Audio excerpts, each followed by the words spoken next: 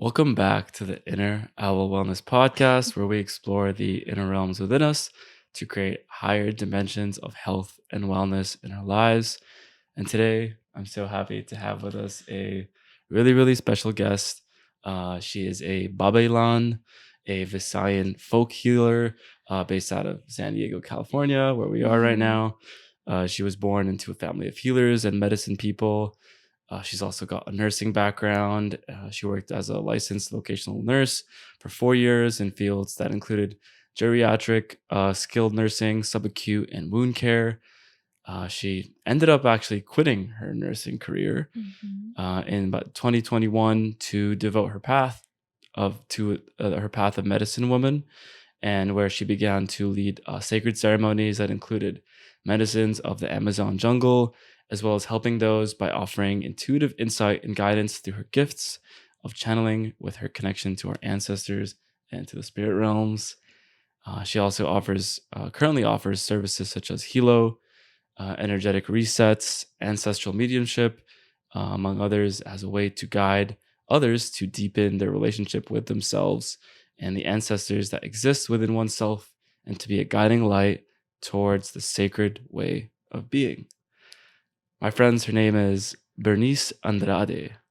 Thank you so much for joining us today. Yeah, thank you for having Yeah, me. of course. So you're one of those people, and I was telling you this before, that is I would say hyper spiritual, but again, that's a weird label, and I know you just had a reaction to that. What I mean to say is it just the way you practice is very different to how maybe I have seen things in my life. So Uh, you really opened my mind to a lot of things and mhm, practices that I've never heard about before, or just just getting to experience and learn about. mhm. So for that, among many reasons, I'm so excited to have you here. Yeah, thank you. I'm excited to share my medicine and be that reflection. Yeah, that's beautiful. So the first thing I want to start off is kind of on a funny note, Mhm. where I kind of asked you to write a short bio about yourself, Uh-huh. about what you do, and then you're like, a bio? Like, do you mean who I am? You're like, well, I'm God. Like, I am Yeah. a human having a spiritual. I'm a spiritual being having a human experience. Yeah. I just found that so funny and existential in a way, which is Mhm. really, really cool.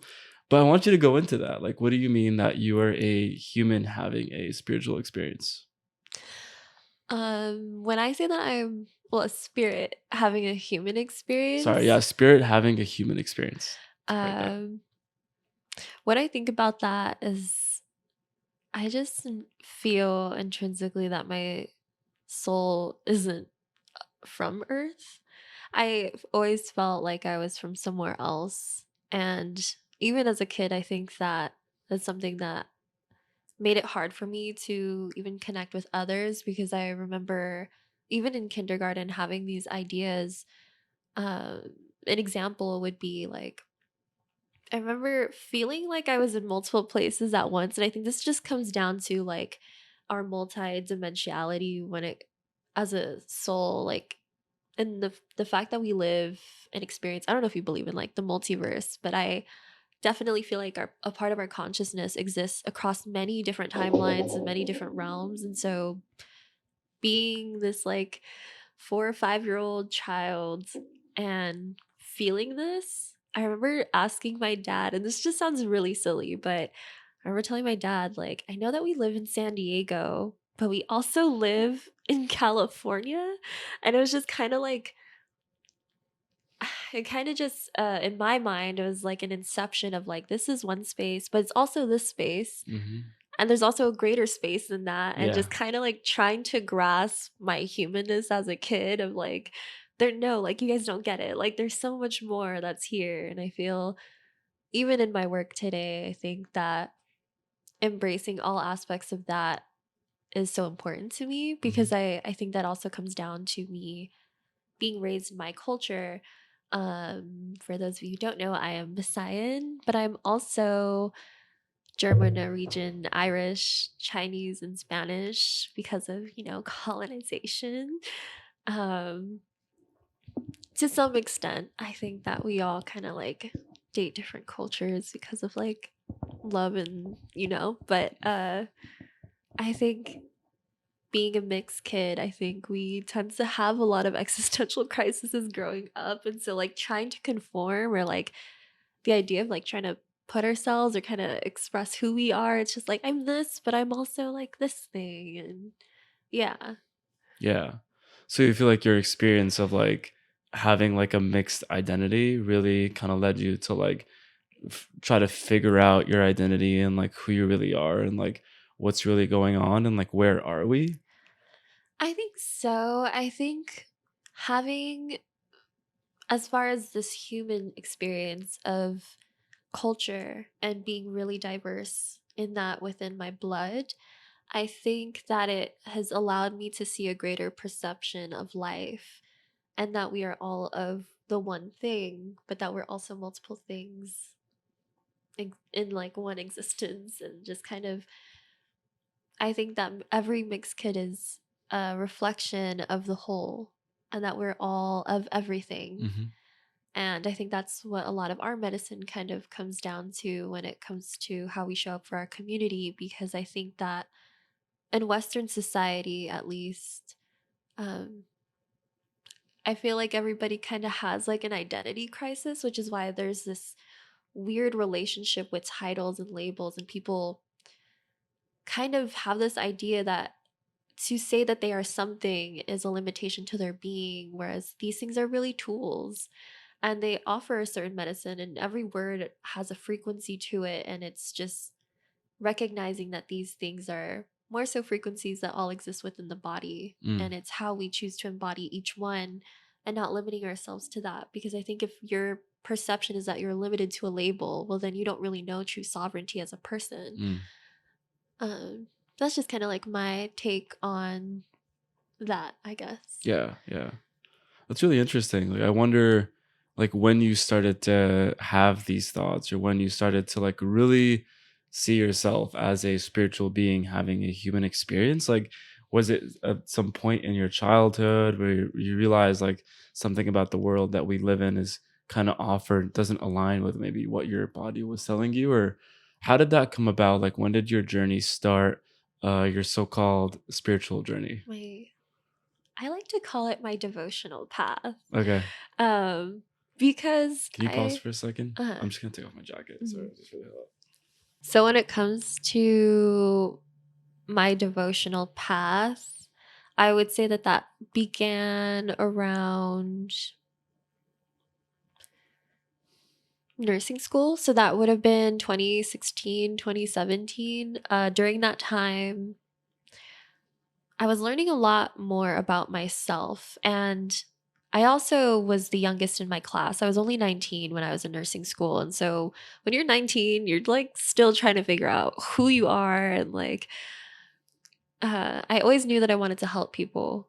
That was always intrinsic within me. I think even when I was like in middle school and being exposed to like the news and the things that I was experiencing growing up, I think that that was always something that I really valued, was how I showed up for others. And in nursing school, my psychic abilities were enhanced. So ever since I was a kid, I was always in tune, and I would have these inner knowings about things, and my dreams were always prophetic, and I always had visions, and things would always happen. And so in nursing school, my gifts were like times 10. And I remember my first day of clinicals, and I walk in, and it's a skilled nursing facility, which is all geriatrics. And I remember leaving a room and I felt as if I took on my patient's diagnosis. Like I didn't know who I was. I didn't know how I got there. And it felt like I was in that for like a long time, but it might have been like 2 or 3 minutes. And so somehow I came home and was just, something just sparked in me where I was like, why do I feel these things? And what is an empath? And why do I have these big emotions like fear and anger? And what is that? So I fell down the rabbit hole of YouTube. As we all do at And some point in right. our days. And I think it was Dakota of Earth. Oh, you know And Dakota of Earth? I didn't know yeah. you know Dakota of Earth. I've been following this guy for like a really long time on Yeah, YouTube. I think I saw one of his, like, videos Yeah. Shout and out to Dakota of Earth right. if he ever sees this. Yeah. And he brought up the book Be Here Now. And Is that by Ramdas? yes. And so when I read that book, I was just like, this person gets it. Like he understands what I've been trying to like put into words.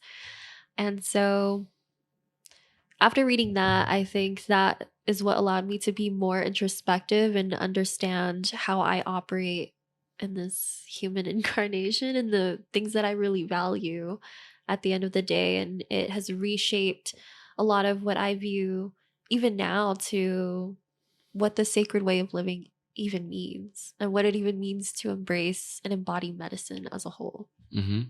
Wow, that's super amazing. I'm curious about like your who you were kind of before then and who Mhm. you are now. Like I'm wondering if you can give us like a contrast of like the being that you used to be and like the reflections that you used to express in the world. And Mhm. today, who are you? What are you doing? And like what do you feel like you represent? So my childhood was pretty rough. And for me, I think being in these experiences of being exposed to like physical, emotional abuse and that kind of like being a major part of my life until like my early 20s, Mhm. I think that those were all parts of, I guess, in the way that I was operating then. I wasn't able to really use my voice. I didn't feel confident in myself. I A lot of my gifts I actually suppressed a lot, or I would just keep more so to myself, and I felt very small. But I have found so much peace in all of that as well. And I think that I needed to experience that in this life to really understand the duality of what it means to understand chaos and what that can and how that can affect the body as well as all aspects of the body, like the mind, the body, the spirit, and meeting other people that go have gone through the same thing, and how to show up in our power and how to really use our voice and the way that we show up unapologetically in our medicine today. I think that I feel more home in my body. Mm. Whereas like before I feel like I always tried to people please, or like I feel like I was always the friend that people would go to for advice, but I don't think that I was always moving or giving advice from the perception outside of whatever it was that I had experienced, if that Right. makes sense. Right. So you feel like your advice was like very much clouded by like bias or by something that maybe you thought that they wanted to hear as opposed to like coming from that truthful portal within yourself, whereas like that is like the objective information as to like what may be going on with them or yourself throughout that process. I would say that my advice would come more from wherever level of awareness I was at during that time. So if I only knew love and limits, then I would suppose that I would speak in terms that mirrored that. I see. So you were limited by your experience and your knowledge and the Mhm. information that you had at that time, Mhm. which was again like, maybe giving ourselves a lot of grace for who we were because, we're always on this like growing path of like, who I was like 5 years ago is by no means who I am today. And that Right. process will continue throughout my life and just kind of honoring those pieces of myself to develop into this like beautiful being that we are in this present moment. Mhm. And yeah, it sounds like you really kind of went through a transformation of like not just embodying it, but then like being able to speak about it. Whereas like you were unable to speak your truth for like a while because of the things that were happening in your life. Yeah, and I think that it's interesting whenever I do talk about these kind of topics because I think I'm always met with people who are like, I'm sorry you went through that. And I'm Right, like, right, but I'm like, don't be sorry. right. Like, I found such true peace and I've allowed my heart to open into new ways of even being. And it's taught me so much about how to really have compassion, because I think that that in itself is something that you have to really experience for you to know. Mm. Because I think that that word is used so loosely, just like in how we view love. Like, we have this idea or perception, but not a lot of people know what love really is until they're really home in their body to understand um, that for themselves. Yeah. So what does love actually feel like in the body For for me, you? Because I mean, I guess like you said, like maybe people have different ways that they express it or mhm, share love, or like the different love languages or the communications. But like for you, for Bernice, for the Babaylan, which I want to get into what that means, but what does the feeling of love entail for you? I don't believe that love is necessarily a feeling. I believe that love is who we are, and that love is also the experience. And when we're in the presence of others who allow our hearts to like open, we're just more so sharing that space with people. And so I feel like, yeah, this is our existence, and we're just meeting people in love all the time. Mm. So it's not necessarily like when people have this idea of like, I'm falling in love with this person, and I'm just like, we're growing in love together. And there's so many different types of love that's out there, like romance, the love that you have with your friends, and like family. But I also feel like it's just all part of that infinite space. Wow, that's so beautiful.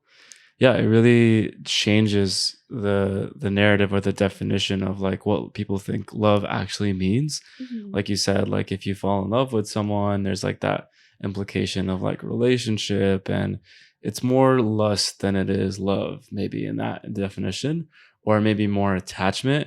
Uh-huh. Whereas the love that you're speaking about is almost like, what I'm hearing is like consciousness, is almost like presence, infinite Mhm. presence, whereas it's not so much a feeling like you said, but just the nature of being. Exactly. Yeah. Yeah, that's super cool, and I think that it really has the power to transform our lives, that understanding.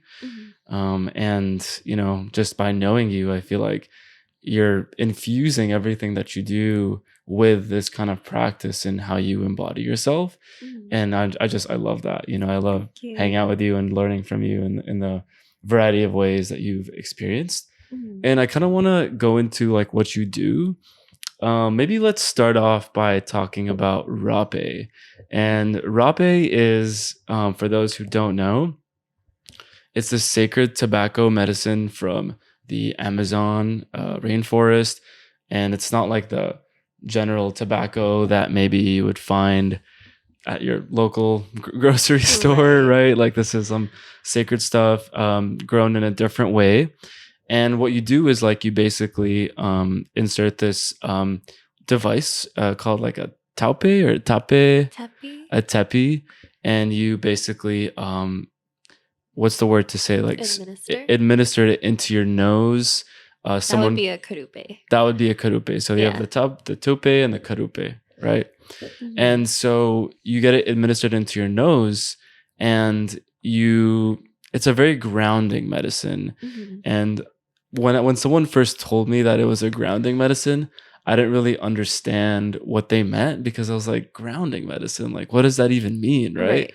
But then I did it and I was like, holy shit, like this is actually pretty grounding. Yeah. And people also describe it as being a very brotherly medicine as well. Mhm. But I want you to talk about it because I feel like my understanding of it is pretty limited.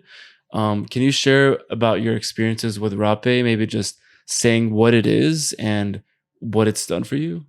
So rape is a shamanic snuff, like you've mentioned, native to the Amazon, and it's been used for thousands of years. And what I actually didn't know is that there's another version of this throughout Asia that is used. It's just that we don't have a kurupe, which is a self-administration tool, um, but that we would actually administer it through like this little divot in our hands and Mm, just like kind of snort it that way.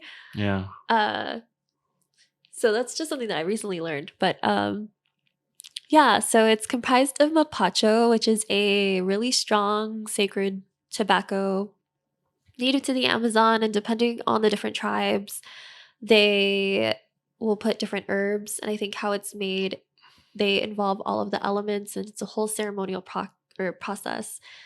And physically, there's benefits in terms of how it helps with our sinuses. They administer it to even children and to the eldest elder. There's also antibacterial properties, antiviral properties with it.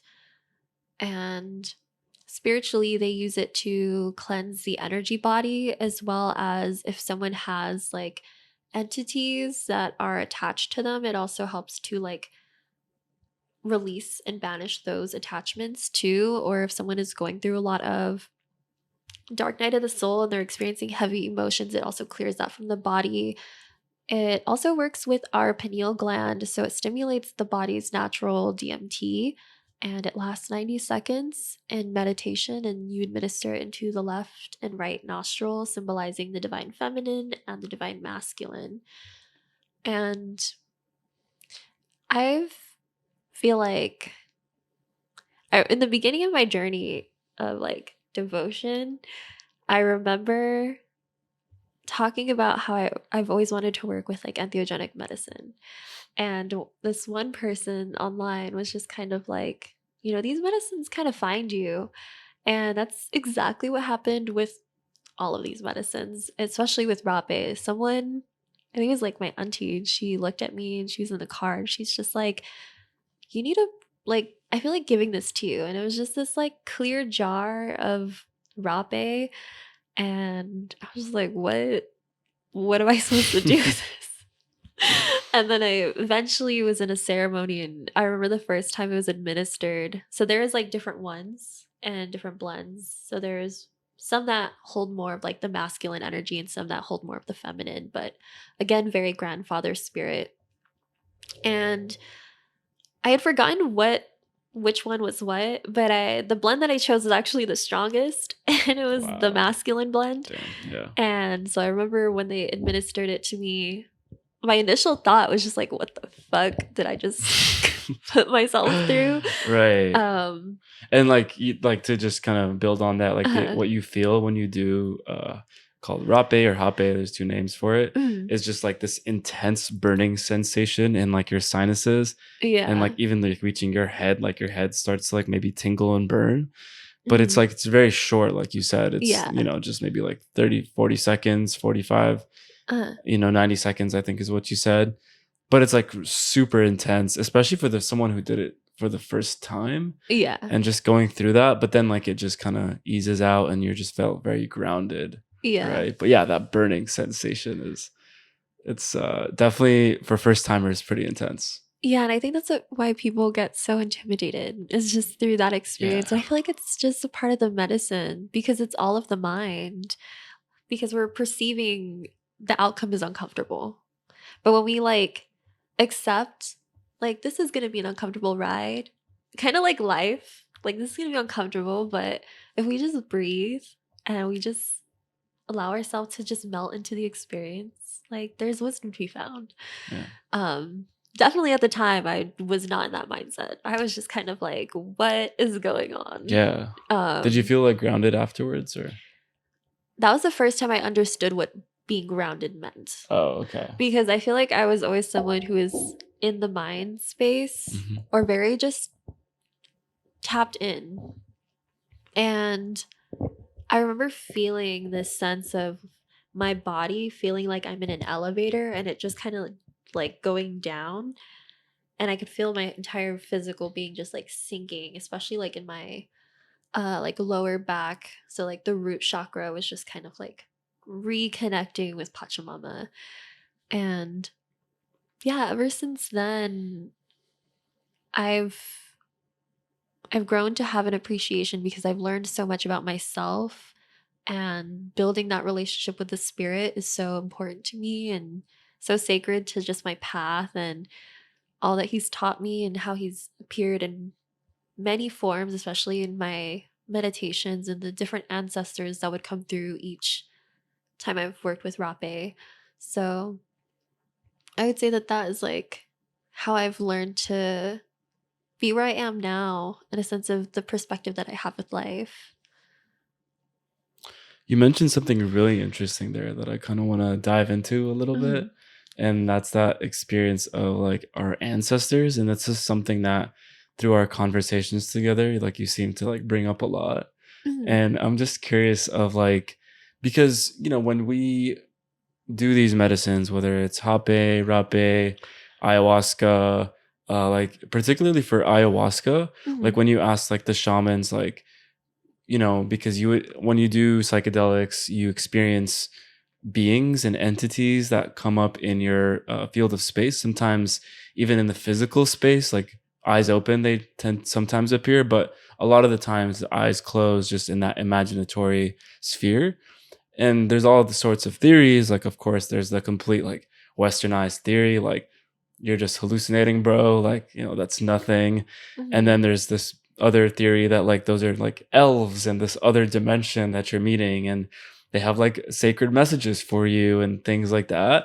And then you have like the perception of like a shaman, and you ask like the shamans, like, who are these? mhm, And then they say, those are the ancestors. And so I'm really curious about this.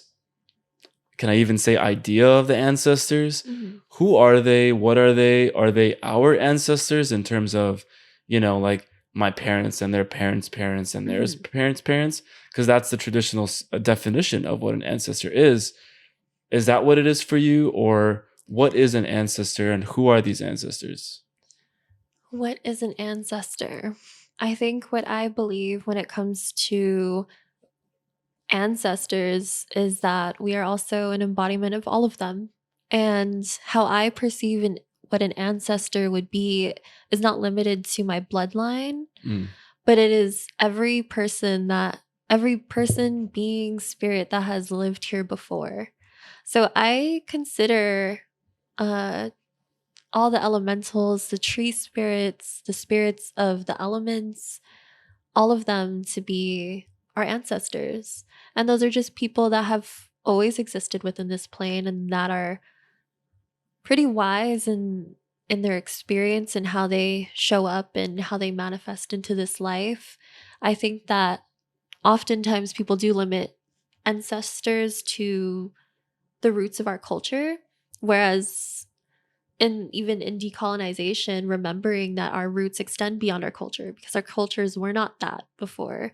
Like I would be considered Filipino, which technically isn't necessarily correct because Filipino is the nationality.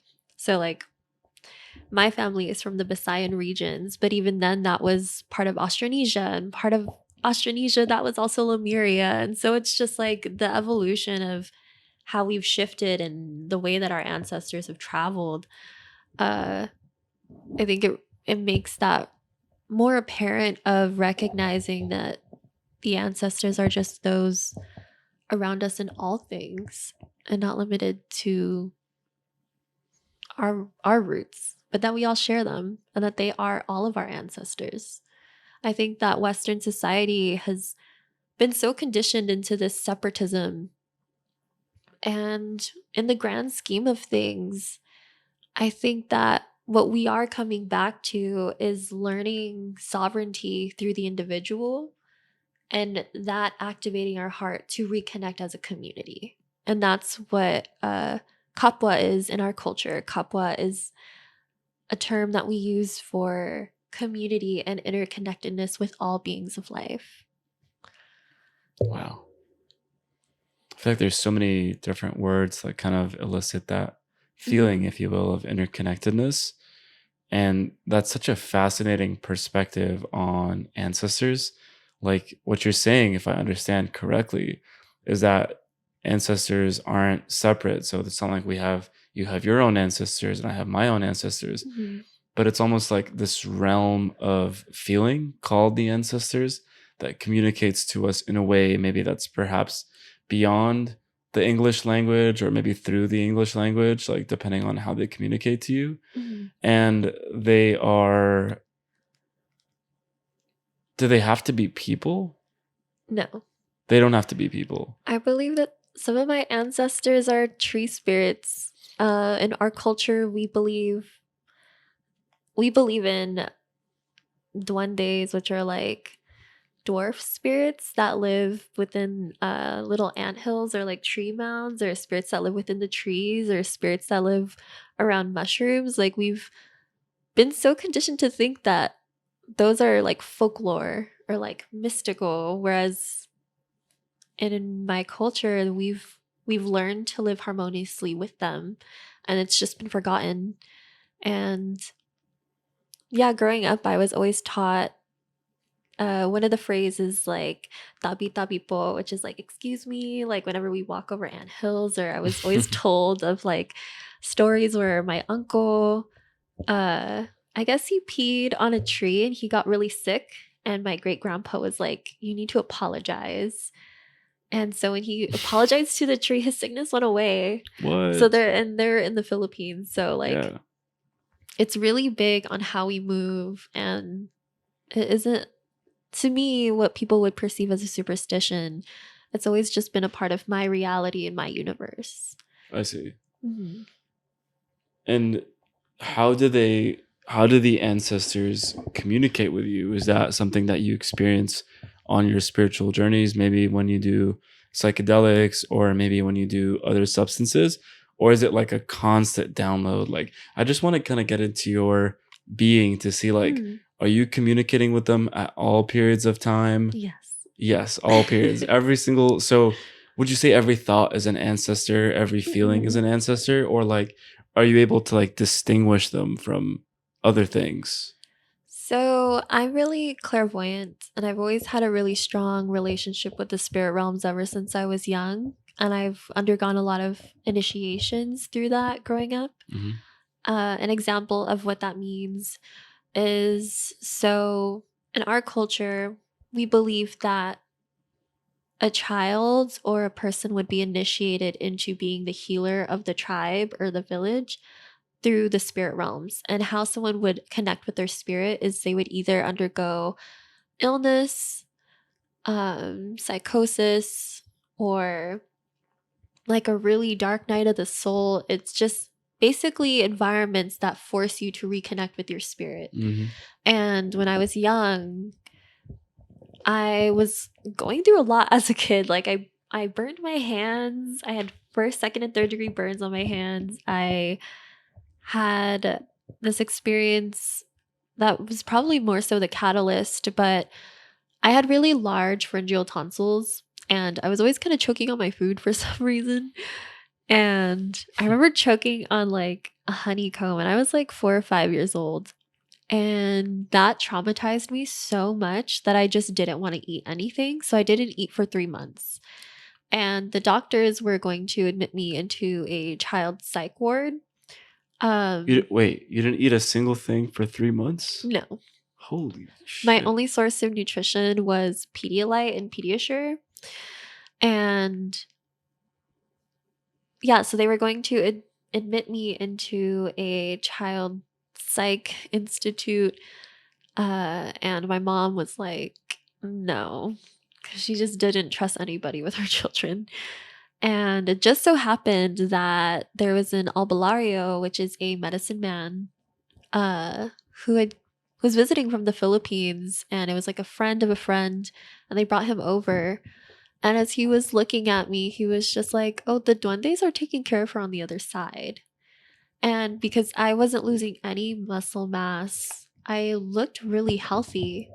And I think that allowed me to deepen my connection with the spirit realms in that sense, for me to understand the connection that I have with ancestors, in a sense of them being those of the other side, beyond my past loved ones, but all of the different spirits, I suppose. And so every day I sit with my altar, and I'm very clairvoyant. So sometimes when I'm just pondering things, an elder of like, it doesn't even matter like what tribe, but a lot of them are from the jungle, like the Amazon jungle. And so they would come to me in their attire. Sometimes they'll tell me what tribe they're from. But whatever it is that I'm thinking about in that moment, they come to me in a vision and they give me advice. And that's always like, it's always been a part of my life in that sense. It's just not something that I talked about in like the earlier years, but more so now. Hmm. So it was something that you experienced, but didn't have anyone to tell or people who Mhm. would understand you. Yeah.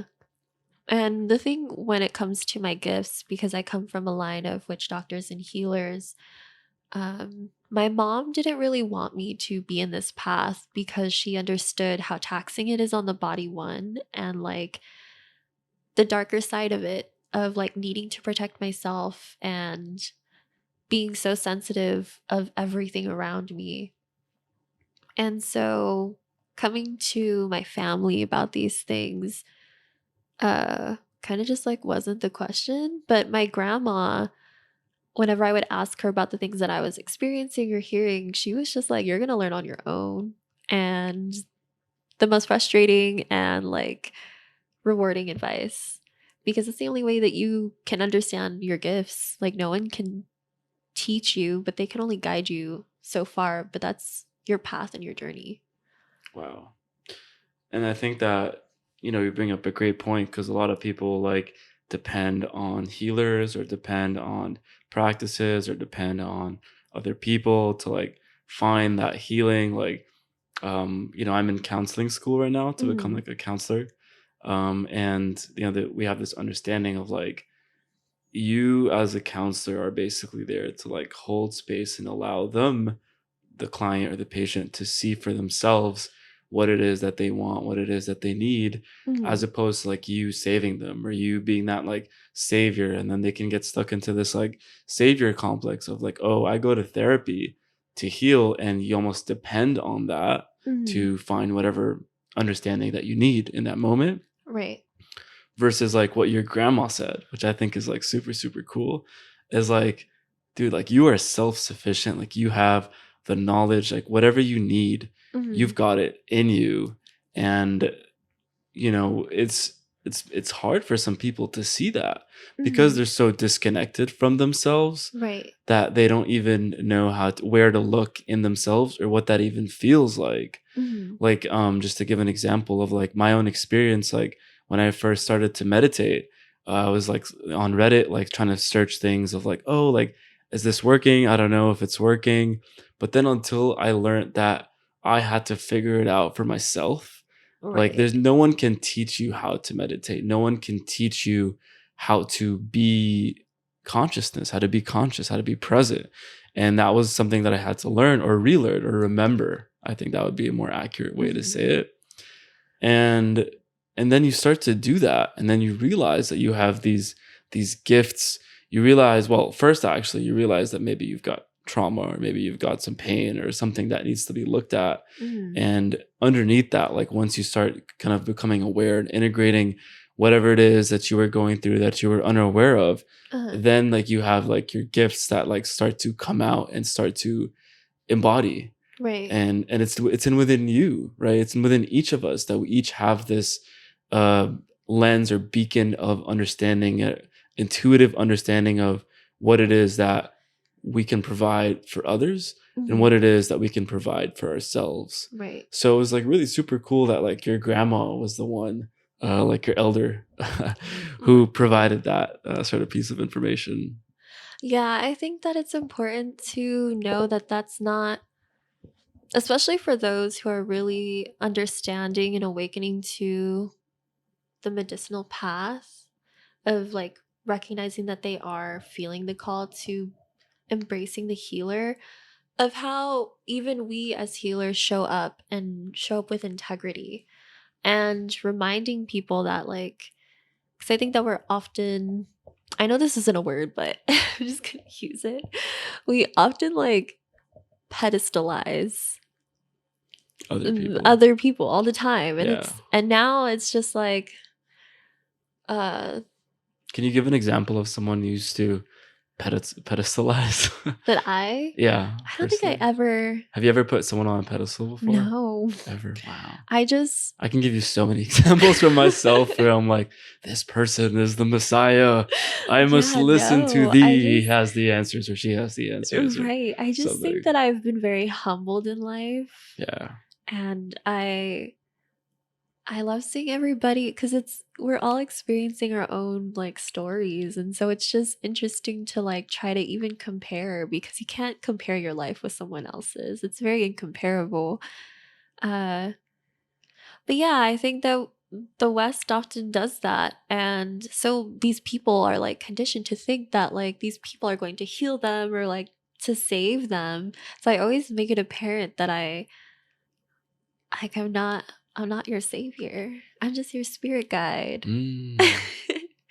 Because I'm like, I can't teach you these things. I'm just guiding you for you to learn yourself. And I think that's what needs to be taught because there's also, even in the spiritual community, the amount of like medicine men and medicine women in this community is just like insane. Because I think that people go to these retreats and then they have this idea that like the spirit wants me to lead these ceremonies, but there's no real discernment there. And especially if you haven't cultivated mindfulness of yourself to even know what you value and your the way that you operate and the things that you believe and what really resonates with your spirit, if you don't even have like awareness and true integrated at least mindfulness in that sense as part of your practice, I think that there's just an overwhelmingly amount of people who claim to be healers too. But I think it's because of the ego of it gives them a sense of purpose. Hmm. And sometimes your life is just your purpose and it's not meant for everybody. And that's okay. And that doesn't mean that you're any less or like below anybody. Right. Uh yeah. So what does it take to be a healer then? Like you said, you mentioned something like discernment. Like Mhm. what is discernment and how can you discern yourself from what it is that you think you want to do to like what you actually want to do? Discernment to me is our sense of awareness with our intuition and recognizing the difference between when we are moving and operating through our intuition versus the logical mind of like this seems right or this like makes sense, but it's definitely a balance of both. uh and when it comes to the healer, I think that's just something that you feel intrinsically with your spirit. And that looks, and it's not just someone who is going to provide energy work for you. Sometimes you can be a healer and you can also just write poetry, and you can be a healer and just paint, and not limiting the idea of what a healer has to be. Because I think that's what people get caught in, is we think that yes, we feel the path of the healer, but we've limited that to be something where it has to be energy work and it has to be someone leading ceremonies and it has to be with someone doing some sort of like healing modality or but I think that healing happens in so many different ways and it looks so different for others. But to really embody what that is to live authentically to your truth. And to really know that, you really have to know yourself and you have to trust your intuition and what that looks like. Yeah, yeah, yeah. What I'm hearing from you is like almost like creativity. Like creativity and Mhm. healing is like almost one and the same. Because the things that you mentioned, like, painting or music or any creative, like writing, poetry, Mhm. those are all very much creative endeavors. Uh-huh. And maybe sharing that with other people because it's aligned with the frequency of when you did that, when you performed that of your highest self, like you're tapping into your creativity, which is like that's like the sheer power of the universe is creativity and Mhm. the ability to create out of almost thin air, right? And to Right. create something special that is meaningful Mhm. to you. And therefore, if you see meaning in it, then others will receive value from it because that meaning is almost transmitted so coherently from the thing that you were doing to the practice, to the art piece, to whatever thing that you provide, whatever thing that you enjoy doing, right? Yeah. So are those one and the same for you, like creativity and healing? And healing, I think that it's all interconnected in the alchemy. Right. I think that we do need death and birth. And that's all creation is to me. And I think what comes to mind is there's a song by Kendrick Lamar. and he says, "Spirit medium, I don't rap, brother." And I really love that verse or that line in particular because I feel like he really understands the assignment in a sense that, like, all that we're doing, like even me talking right now, it's just channeled information from my spirit from someplace else that Right. it's like, yeah, it's all just channeled. And the same with creativity. The things that we write are all channeled messages. Like Right. I've written poems that have come true over X amount of years. And at the time of me writing it, it was just me writing it because I was just in the mood to write.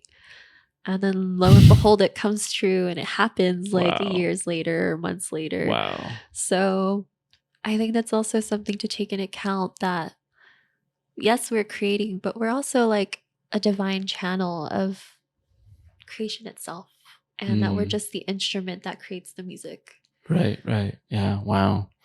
It's almost that like perspective of like our humanness versus like our godness, right? Like the human is the channel, but then the human in and of itself is maybe just a figment of our imagination that is seemingly appearing as a human, but actually, like you say, it's a channel, but that channel in itself is the channeler in the same way. Like collapsing that duality from like I am the being Mazin that channels the God, the Brahman of the universe, Right. versus like all the same thing. I am Mazin, I am the God, I am you, I am the channeler, I'm the creator and the created at the same time. Mm-hmm. So it's just so fascinating how like duality is just like so like built into our language. Mm-hmm. Like we almost can't do without it. Like it's like this necessary sacrifice for understanding ourselves, like the oneness of who we are. Mm-hmm.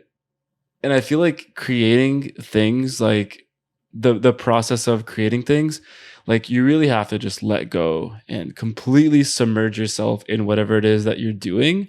And it's through that process that you become one with, let's say, you know, you practice massage, like the being that you're practicing massage on, you become one, like you and them, you're tapping into their body, you're in that sphere, but it's this merger, this connectedness that is bringing you together. And I think that, yeah, it's super healing, it's super creative, and it's super authentic too, in the way that, you know, we are meant to do. Because like you said, like everyone has their gift, or I should say gifts, because I think, you know, we have many gifts. Yeah. Like I didn't know you do poetry, by the way. That's like super cool.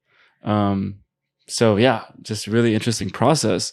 But I want to talk about healing a little bit more, because I think that's something that I found in my life, and I've spoken about this before on my podcast, but it's just a constant reminder for me. And it's that thing of like the process of continually needing to heal. Like I feel like I can get stuck in like, oh, there's this thing I need to heal. Yeah. Like, when is it ever gonna end? Is it ever gonna end? Am I just gonna have this, you know, trauma for the rest of my life? Am I gonna have these emotional patterns for the rest, or is there a point where I eventually heal from it? But then I realize that, like, am I already healed? Like, am I already, the fact that I'm alive in and of itself is just that recognition is healing. Right. So let me think of how I'm going to phrase this into a question. Okay. So how does healing work? And is it something that needs to be continually accessed? And if we are in this constant state of healing, does that imply that we are not whole as we are going through that process? I feel like it's all part of the whole. And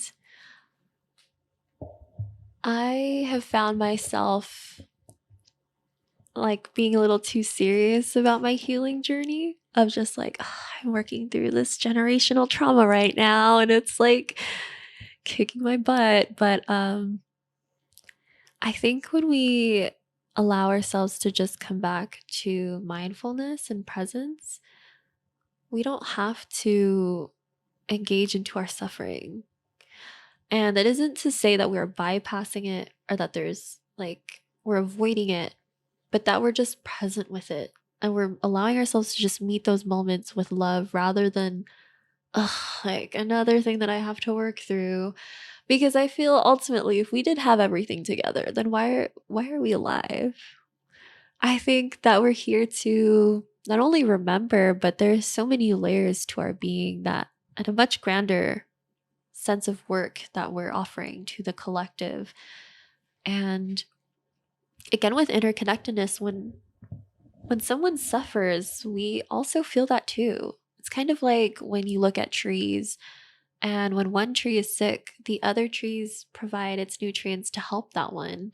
So if one tree's feeling off, the other trees are feeling it. And it's the same with this path. Like there's a lot of things happening in this world, but it isn't meant for us to be so caught in the suffering. Mhm. But the alchemy that we do to continuously show up and embrace joy and embrace playfulness and coming back to uh like in Buddhism where they have like the store consciousness of how there's wholesome seeds, which is kind of like the thoughts that we nourish that provide joy, happiness, Mm. compassion, love, and then the unwholesome seeds that feed into the anger, the sorrow, the grief, the resentment. Uh, and whenever it is that we do feel heavy emotions, just allowing ourselves to feel everything, be present, and recognize that that isn't who we are. That, yes, in that experience, we are one with it, but we also let it go. Yeah. And through every breath, we're always shifting. We're not attached to that. Um, and I think it also kind of redefines what non attachment is, because I think that sometimes people take that to an extreme. Right. Uh, but recognizing what that means to you. Almost like dissociating from their experience completely, which Yeah. I know I've had a lot of, trouble with. I think we actually learned about this recently of dissociation through taking like a trauma counseling class. Uh, And it's so fascinating, like how it comes to be.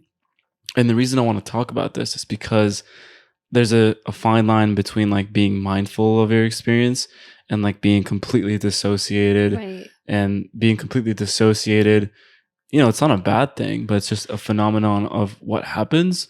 Mhm. And to me, it's a lot like spiritual bypassing, where you're like, oh, like I'm a spiritual fairy, like Right. on these in these realms, and like, I mean, I do this, and then at the same time, there's all these things that are happening in my life where I'm like, I am one, and I don't care about any of this.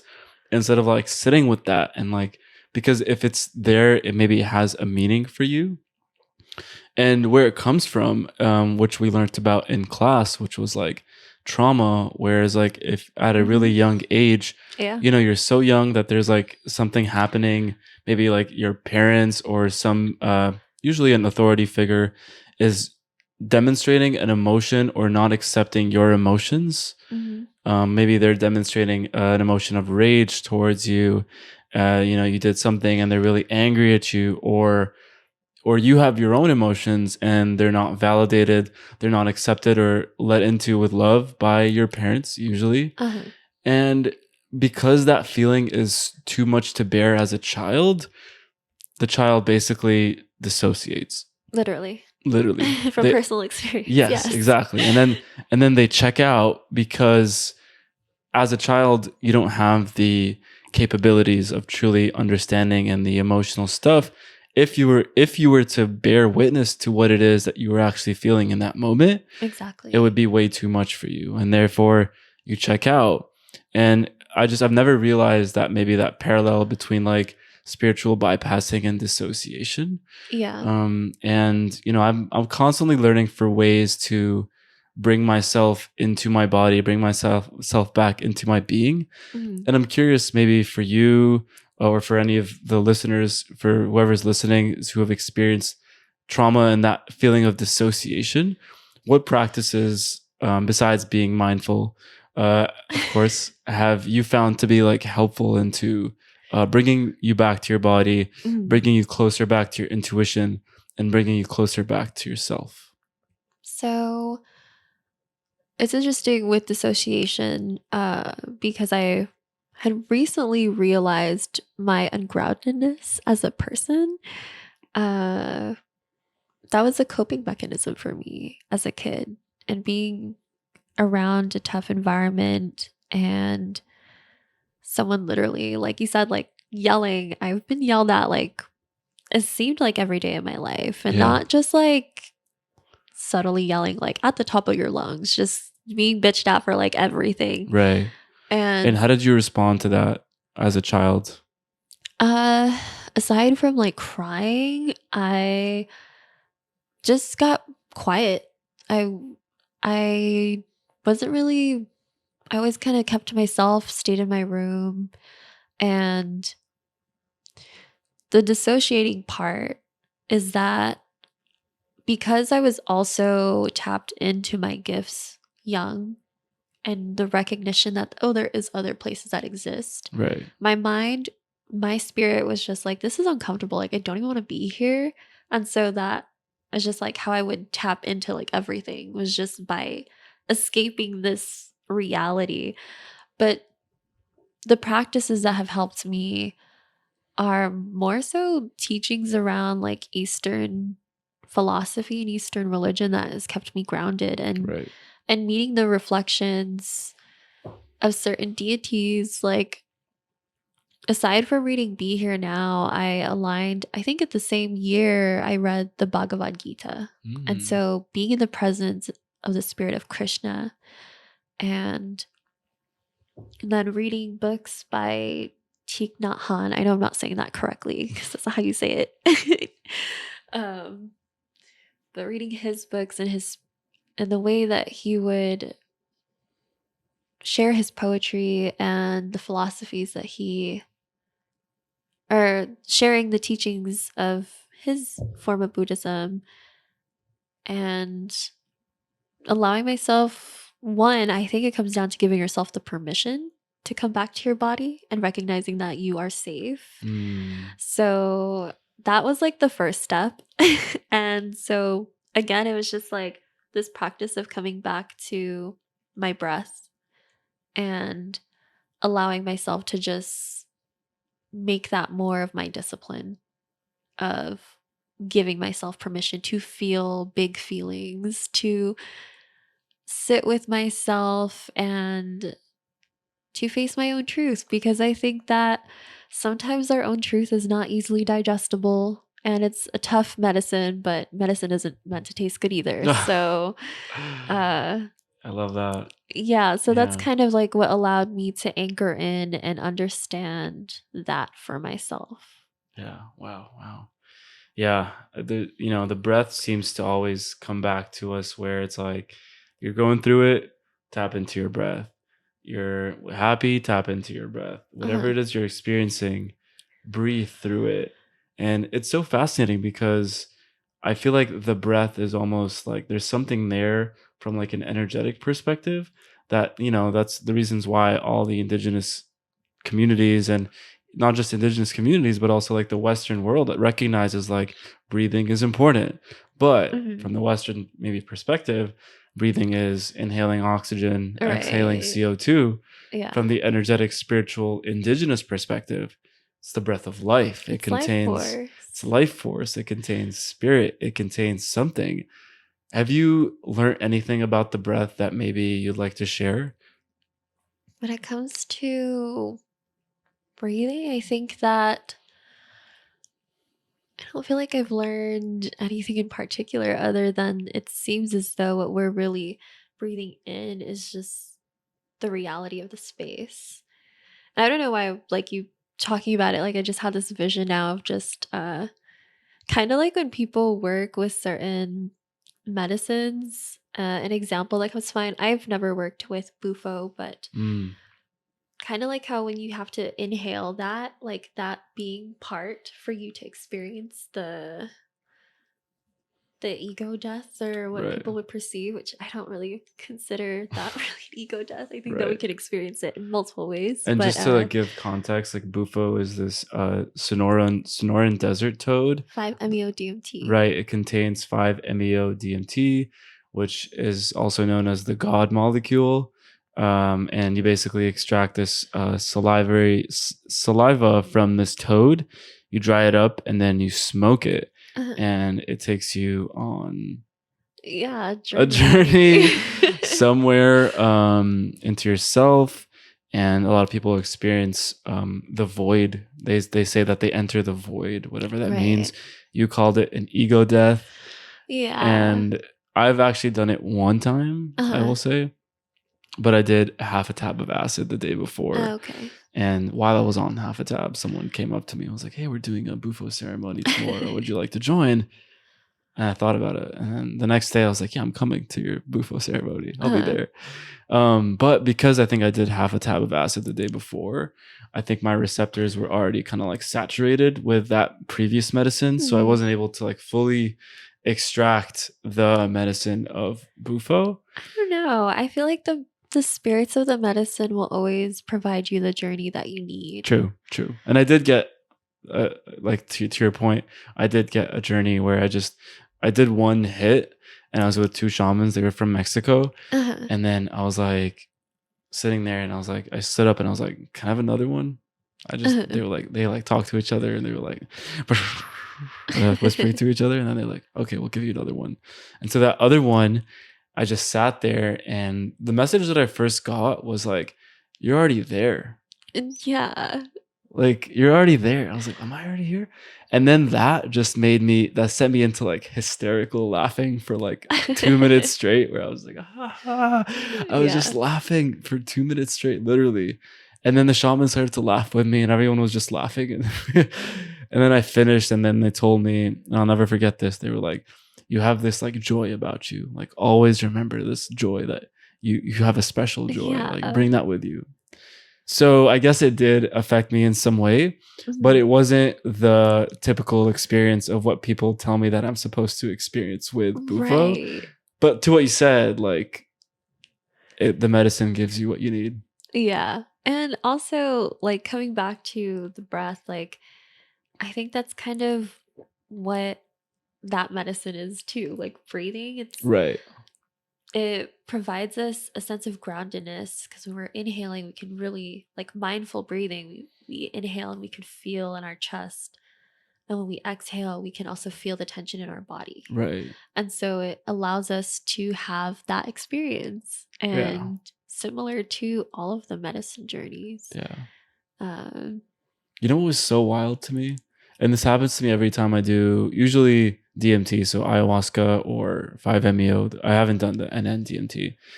Is that I feel like I can breathe so much deeper uh-huh. right after I take the medicine. It's almost like everything unlocks and my diaphragm is basically open, and Yeah. I'm just like, "Oh my god, it's the first time I could finally breathe," right? Uh-huh. And then unfortunately like that goes away like after the experience is done. But it's almost like a sign into like what's possible with my breathing. And I just wonder if you have any insight to like what's going on. How come I can breathe so much deeper when I inhale DMT or drink DMT? When I think about it in my perspective, in like a spiritual sense, I think sometimes we don't realize the amount of grief or unresolved, uh, yeah, like unresolved grief that maybe sits within our lungs. Because I Mm, believe that every organ stores some emotion or some trauma linked from whether that is a past life or whether that is like an ancestral wound that we're also clearing out. But I think when we're on medicine, because it allows us to expand our field so much more, we become more sensitive to a much higher state of being, and it's like the reflection of like, this is here. But then when we're like sober and just like in our bodies, and we were like, wow, I feel like I can't like fully breathe, it asks us to tune into our body and ask why. Like, what is here? What's within my lungs that's making me feel like this? Is it the food that I'm consuming that's Mm, perpetuating inflammation? Is there emotions here that I'm not working with? Is it my environment? Is it the air quality around me? And I think that it just kind of allows you to redirect your focus onto things that might contribute to that. mhm. Wow. Yeah, definitely so fascinating. I want to ask you about like you mentioned like grief tends to be situated in the lungs. Mhm. What other organs are situated with certain illnesses or maybe dysfunctional patterning? Uh, so I'm still like, uh, how do I say this? I'm still integrating a lot of those emotions that I've noticed. So I'm going to speak on my personal experience and how, like, and the connections I've made with it. Hmm. So I've come to remember that anger exists within the liver Mm. and worry exists within the spleen, I believe. And yeah, I think that what has kind of brought that to my awareness is this connection and this like feeling called more towards like Chinese medicine, which has allowed me to really attune myself to that. And also going to a Qigong has really opened my eyes and a greater sense of how these things really work with the body.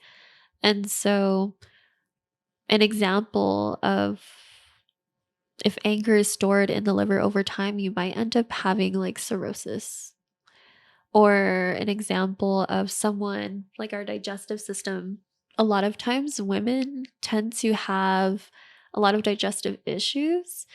And it's because we're naturally not even just limited to women, but we naturally, it's like we're consuming energy and it's digesting in the gut. Yeah.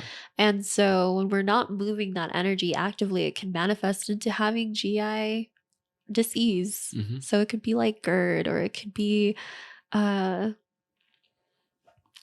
an ulcer or something like that. Yeah.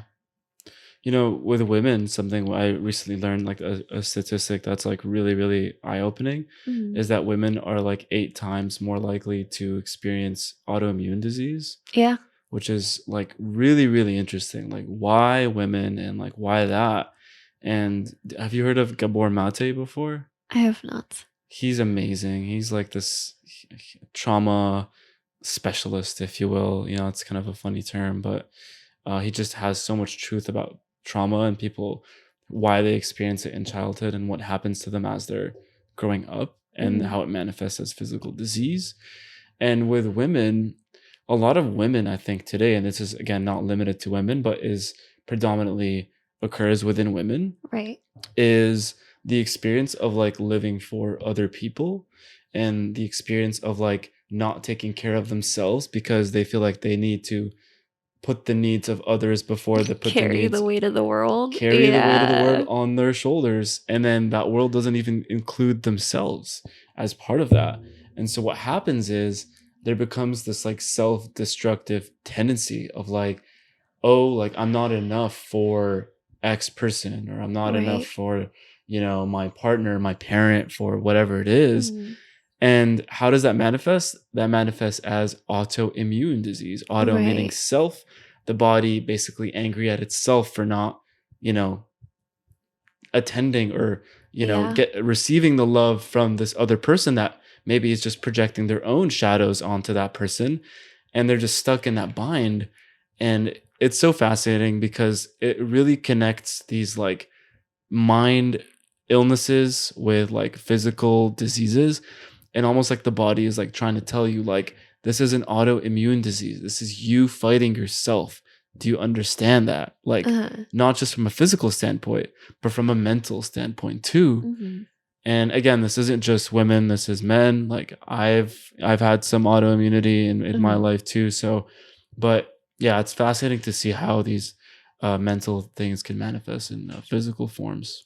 Yeah, and I've actually journaled about my experiences with health because I think that that is something that I am very humbled by often is my state of health. And I think that's kind of like me literally grounding into my body and understanding the language of my body. And I remember when I was in nursing school, my nervous system took a hit.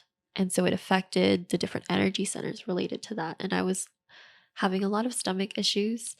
At the time, I was always experiencing hypoglycemia, but I wasn't diabetic. And when I was working as a nurse, I was diagnosed with hypothyroidism.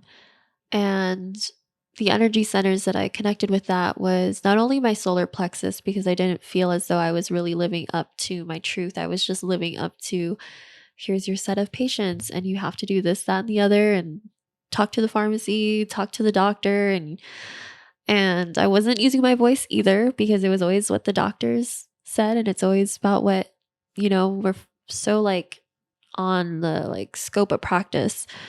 And so that affected my thyroid. And in that sense, even last year, my nervous system took a hit again, and I was just always exhausted. And so, like you said, I think the fact that like feminine energy is so Mm. it's been so suppressed. And I think the reason why a lot of women experience that too is because they're disconnected from themselves. A lot of the foods, even in our products, the materials within our underwear, the materials in our pads, tampons, the cups, like everything has some sort of chemical that is a carcinogen or that alters our hormones. Right. And I think when women are disconnected from their womb, they ultimately are disconnected from life because our womb is what allows us to, that's like it stores, it's not just a reproductive organ that we've been conditioned to think. It's not Uh-huh. just a sexual organ. It's our life force, it's our intuition, it's our creativity, it's our Yeah. portal for birthing, and not just physically, but for how we want to create our life. It's the reflection of this incarnation. And the fact that even feminine energy has been so suppressed Yeah. and the amount of illness that women are affected by, I think that those two are really interconnected. Yeah. We need women like to be empowered.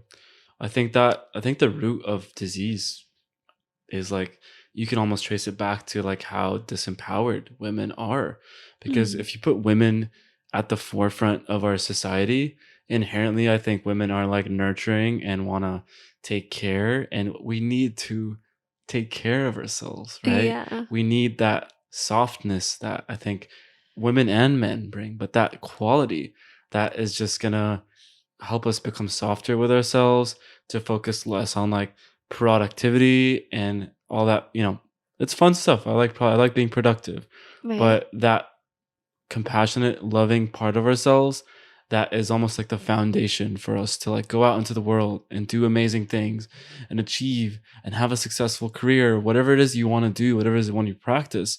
Right. And like you said, like women, and I think where it comes from with women is like that ability to bear children, right? Like that Uh, womb, that sacred womb. And I want to ask you about that because I've been noticing like you've been posting like a lot of like sacred womb healings yeah. and things of that nature. So when you think about the womb, like what is it and how does it reflect feminine energy? I feel like it's the quintessence of feminine energy. The way Yeah. that it operates, the way that like I think the more something that I'm definitely incorporating more of is women's health on all levels, mind, Hmm. body, spirit. And the way that the womb operates and every organ attached to it, uh, the fact that it can create life, and not just that, but the fact that it also sheds layers. Every month we have a moon cycle, most women. And the way that that cycle in itself operates with our menstrual, the follicular ovulation, luteal, how those are all interconnected with the seasons outside of us. And I think, like, when it comes to that reflection of how the womb is really just the organ of the outside, and that is the divine feminine. And we don't honor the womb like we should. And a lot of women, and I've been, I was like this in the past where I was just like, I would try to plan around my period, or like make plans, or make it seem as if my period was an inconvenience. Mm. And so a lot of my womb healing outside of like the generational stuff was learning to not only feel safe with my womb, learning how to embrace those periods where I can, especially with the menstrual phase, like embracing inner winter, embracing what it means to just rest. And I think in this society, the fact that women have to go to work on our period, and that like it's seen as an inconvenience because like we're not going to make money if our employees aren't here. And Right, like right. I think just that reflection of that has definitely opened my eyes to the embodiment of what it means to embrace being a sacred woman. And I think the fact that more women are learning how to step into that is going to really shift the way that society runs itself. I mean, it's already shifting now, like with everything, but especially on the scale of like the divine feminine in this like reclamation of power. um it's just such potent medicine. It really, really is. Yeah. I love being in the presence of a woman, Mhm. mainly because I feel like it brings out the feminine aspects of me, and I Right. feel like that is so necessary for me to like heal, right? And I feel like all men like have this capacity as well, maybe Uh-huh. not to the extent of a woman, because again, a woman has a womb, and a woman has this sacred capability of like, having a moon cycle and then producing life, Uh-huh. essentially. But yeah, just that nurturing aspect that you mentioned, and it's really unfortunate because we have deeply masculinized women in a way, which on some level I hesitate to say that, just Uh-huh. because like I was telling you before we started the podcast, like feminine masculine dynamics and how I used to get so lost in them. Mhm. Whereas like I used to see women as like strictly feminine and men as like strictly masculine. And that is very, very off track, I think.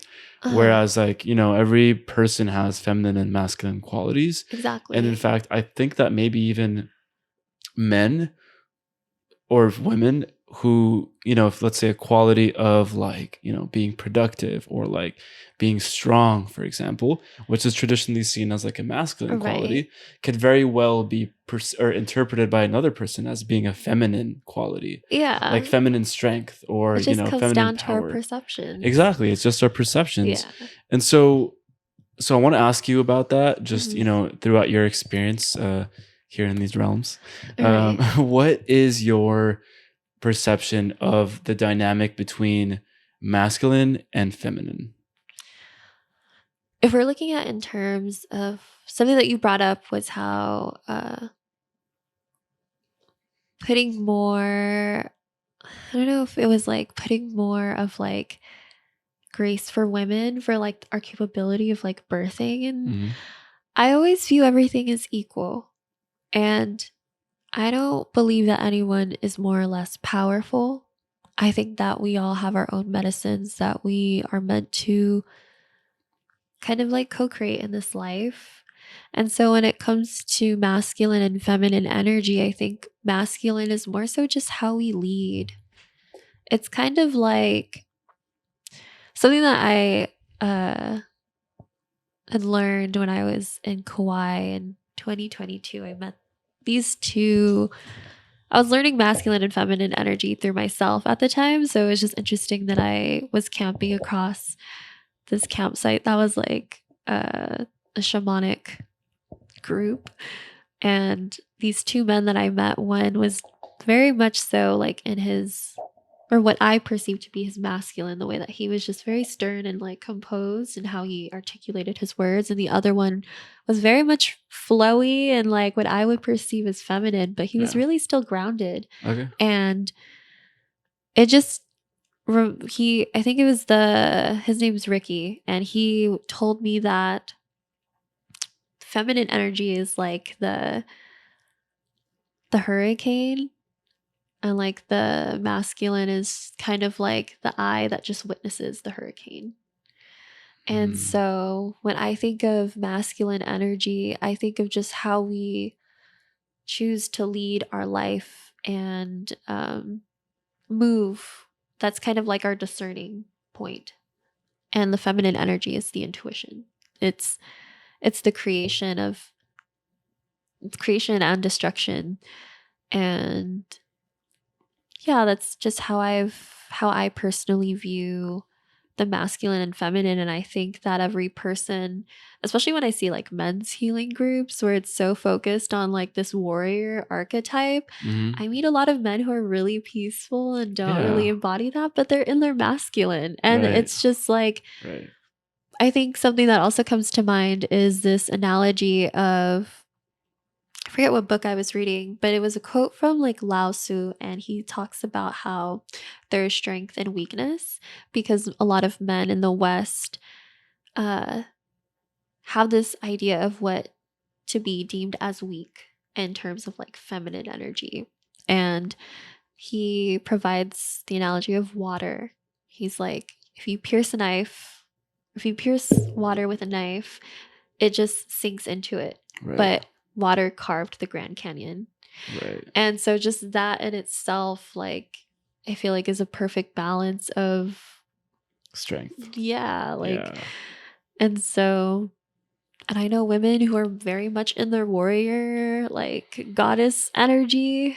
And when we look at deities like Kali Ma, the way that she just comes off is what people would feel like as intimidating, or her story.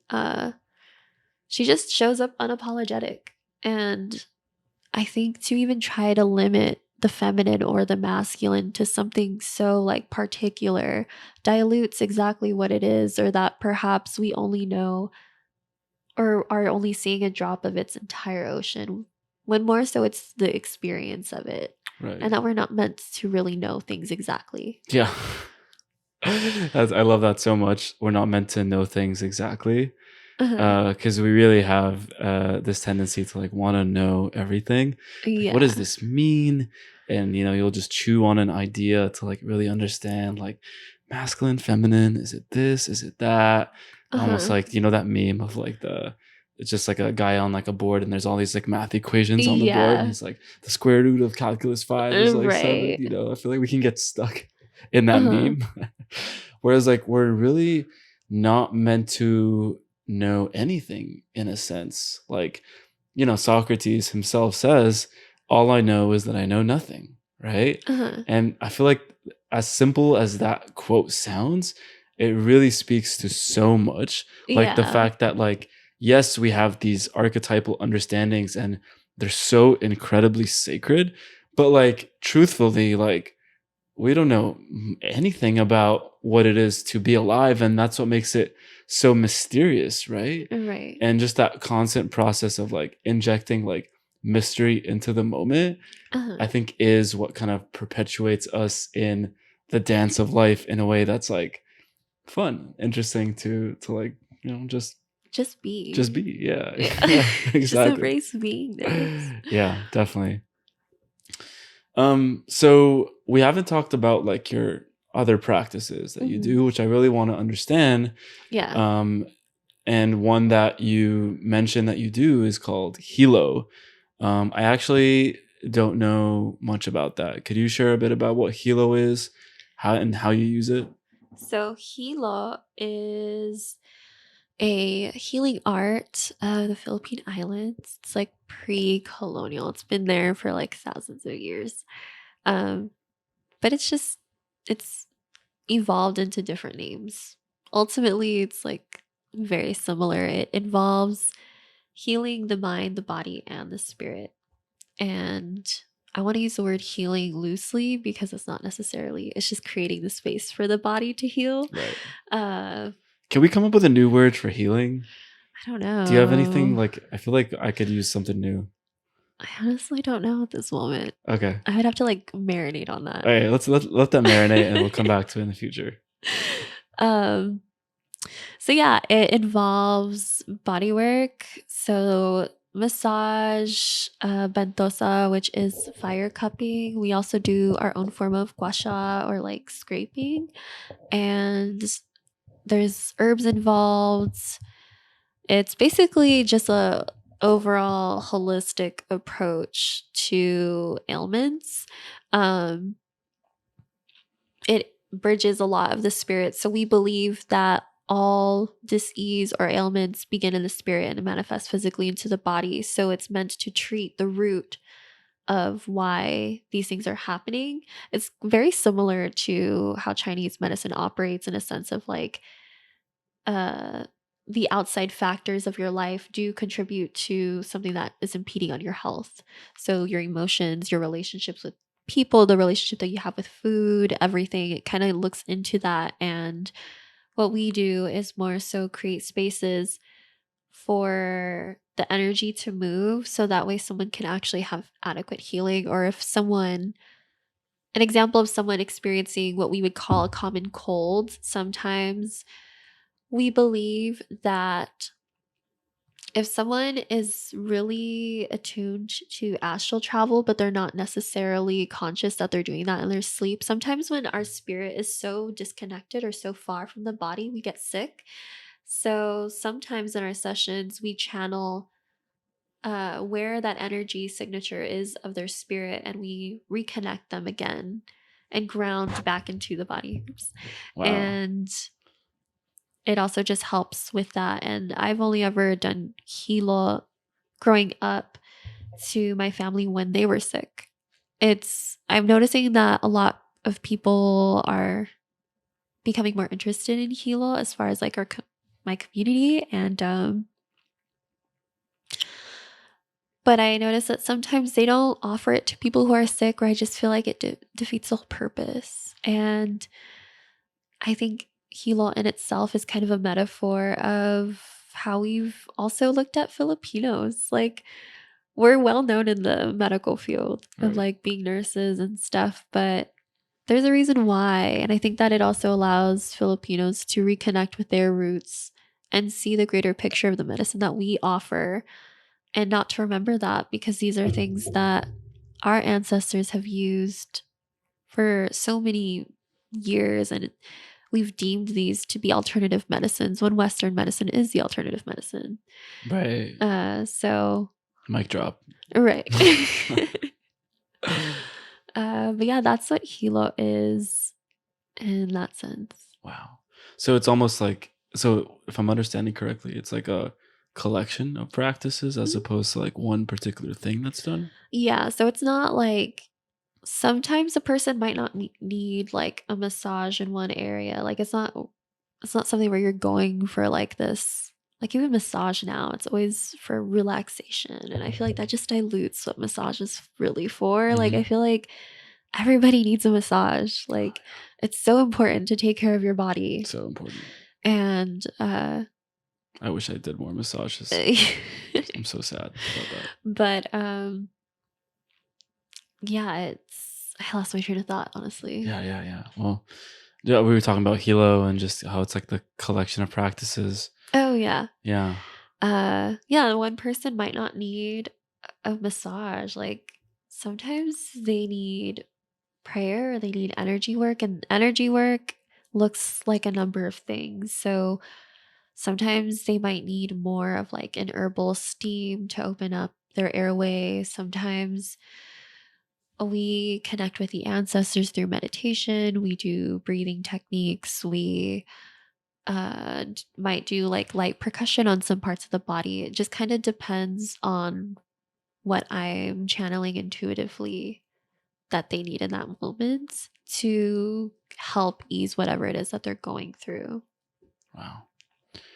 You brought up something that I wanted to talk about. It was that mic drop moment when you said Western medicine is the alternative medicine. And I know this is something that you're very passionate about, is decolonizing medicine. Yeah. And, because as a society, we use so many of the plants, and we extract chemicals from these plants and substances that we use for our pharmaceutical industry, and the plant and the compounds that we use to quote unquote treat people. But we know that these very often pills that we use in invasive procedures like surgeries and things of that nature, they're not fixing the root cause of the problem. They're just band-aid fixes of something that's happening.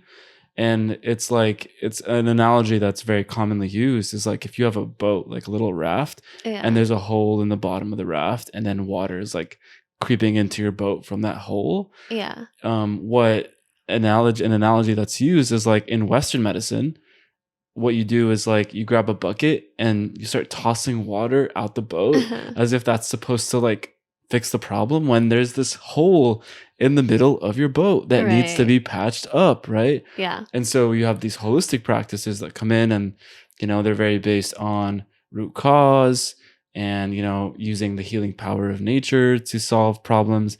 And these are very ancient practices that used to exist for thousands of years, Uh-huh. and they still exist today in many places, but either they have been completely lost it through translation, and we're just using these synthetic chemicals that I was talking about, Yeah. or they've been used and completely diluted, completely changed, and in some sense completely colonized. Yeah. So what is decolonizing medicine to you? Like, what does that mean? How does that manifest in what's happening today?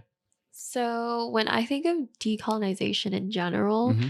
it's coming back to the sacred way of life and recognizing that to really move and honor our bodies and what it needs beyond the perceptions that we're creating, just moving intuitively. And because that disconnect of our intuition is there, I think that's why people have acted out of greed and throughout whatever, like the way that we project onto others. And I think if we were just more grounded into ourselves, I feel like decolonization is really just coming back to sacred life, moving intentionally and from pure intention. And when we look at medicine, I think that we always limit medicine to be of substance. But my perception of medicine is that it's all things. There's medicine that you can find through people, through experiences, our relationships, our food. And I believe that medicine is more so a portal way that allows you to experience that space of infinity, of like ultimate being.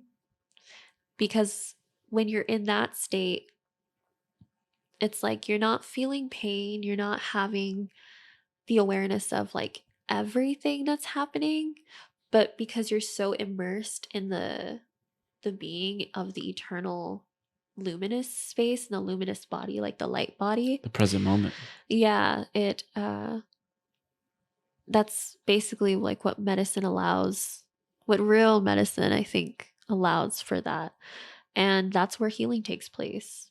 It allows ourselves to re-alchemize to our natural state of being.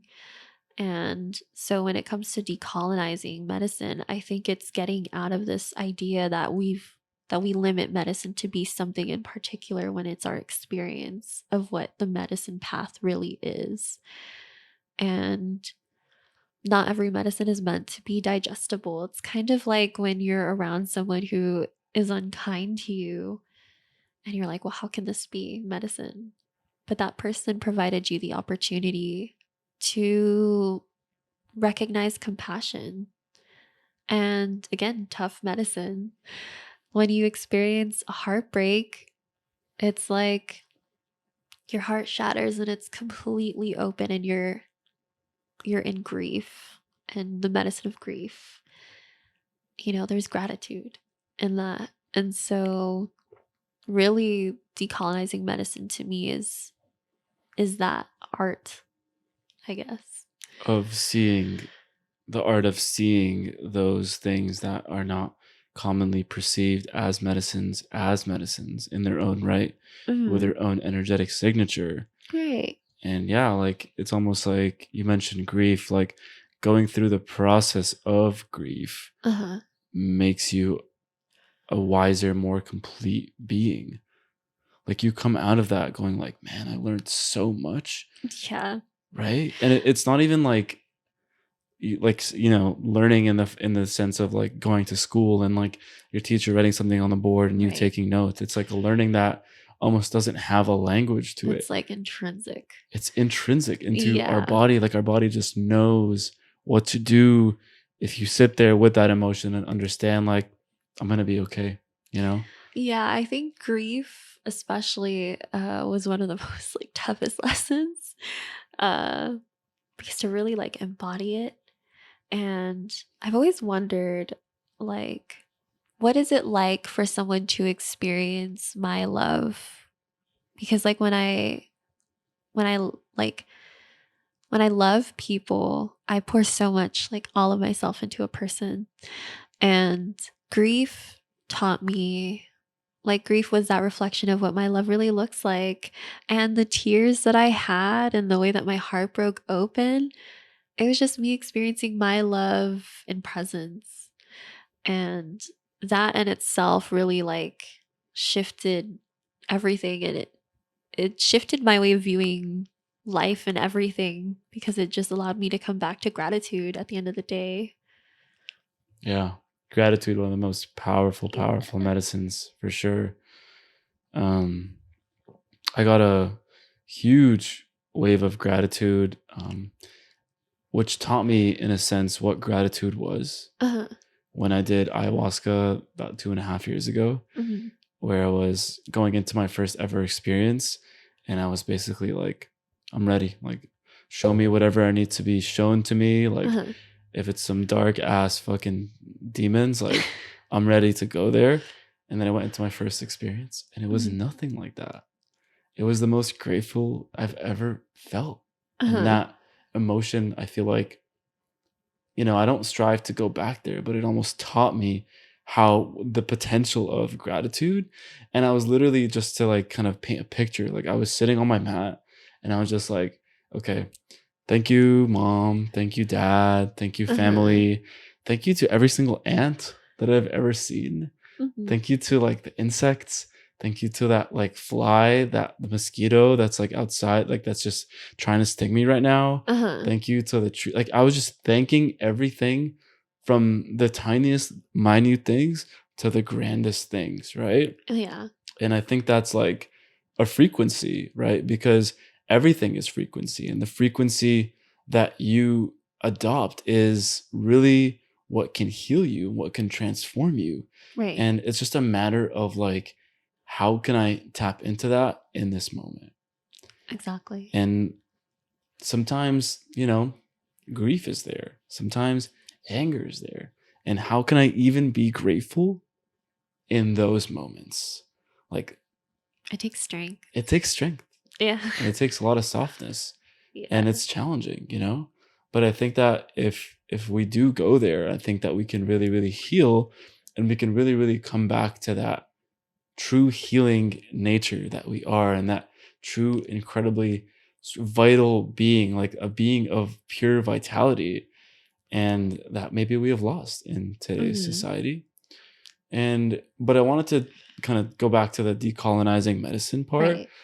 because I want to understand like, what is the process? Like, how do we get back to this medicine that we know works?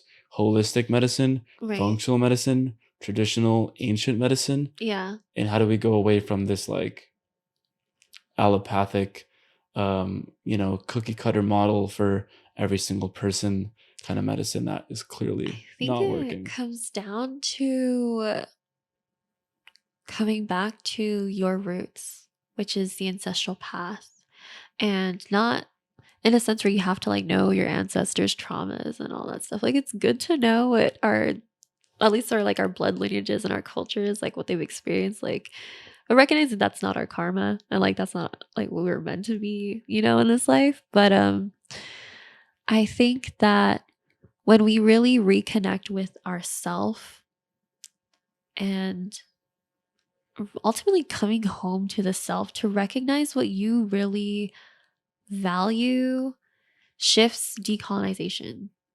Um, and when it comes to how we steer away from allopathic medicine, I think that it in some ways there are some benefits, like if I broke my hip, like I would kind of want surgery to Yeah. fix that. Yeah, like Like I don't need yeah. herbs right now. Like Right, yeah. We're not talking down all of, yeah, Western like medicine. It does have its benefits, it but they're does. very few and far in between when it comes to Yeah. like the illness that we are suffering as a But I think collective. that like in a whole, I think that so many people are disconnected from their body that they don't they're so quick to give up their like freedom basically to a white coat just because someone has gone to X amount of years of schooling because of like valuing like the knowledge and yes, it's good to be knowledgeable, but if you're not really integrating and embodying that, then it's just like information in the air. And when people can really attune themselves to their body and moving from that space of my body needs rest because the body literally communicates to you what you need. And it's just that we've been so disconnected to actually listen, especially when it comes to like the foods that we might be craving. Uh Mindful eating. Sometimes we're craving certain vegetables because our body is actually deficient in certain vitamins or minerals. Sometimes we're craving comfort foods because our subconscious is looking to be poured into. And when we reconnect with our body collectively, like people really just like being more disciplined in that, I think that's also going to shift everything, even when it comes to healthcare, because it's like my body is feeling this way and just kind of like allowing yourself the space to kind of tap in and just like actually I feel like acupuncture might be what I need in this moment and just going with that Right. versus like always trying to self-diagnose and get so caught in the worry because I think with health, especially something that I feel whenever I'm not feeling good is disempowerment. And I'm just like, this is uncomfortable. Like, I want this to be over with. Right. Like, but the discipline of like, all right, body, what do you want in this moment? Like, what do we need? Right. And not separate from the body, but like, what do we need? Like, mind, body, spirit, what are Yeah. you really telling me? Right. And I think that allows more room for the decolonization because of the fact that we've been so disconnected. It's reconnecting with our roots and within ourself. Right. And like I feel like we don't pretend to know what this person needs, right? Like we have, I think, me and you and a lot of other people have a lot of wisdom and like ideas and practices that we can Right. share. But Yeah. ultimately, I think what you're saying is like decolonizing medicine is like realizing that the medicine is within you. You are the medicine. You are the medicine, Yeah. and your body knows what it needs And we're pretty much just all the time. It's yeah, we're giving you just your these guides. signals. Yeah, your guides, your spirit guides, your Yeah. intuition, however you want to kind of formulate that, You're right? right. And that's so interesting because when you were saying like decolonizing medicine, I was thinking like, oh, maybe she means like bringing something in that is like from the outside, like bringing it in from South America, bringing it in from China. You're like, no, no, like not there. It's here. It's, It's in you. it's, Like in, it's in our it's being. inner being. Exactly. Yeah. Yeah. Because I think that people, like, especially when it comes to the decolonization movement as a whole, there's so many layers that people are Right. operating through in decolonization. 'Cause Not some just in medicine, yeah, in and like everywhere. so many aspects. Right. People's perception of decolonizing is their experience is happening through their like universe. Yeah. And uh the amount of layers of what that looks like for others, it's never going to be the same.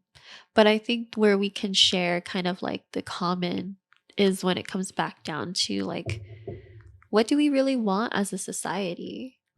And what is it that we can implement in our life to get there, as what happens with us connects others, you know, in that way, whatever we do will affect some person, or but is it affecting them in a way that is bringing peace, or is it perpetuating the cycles that we've been in?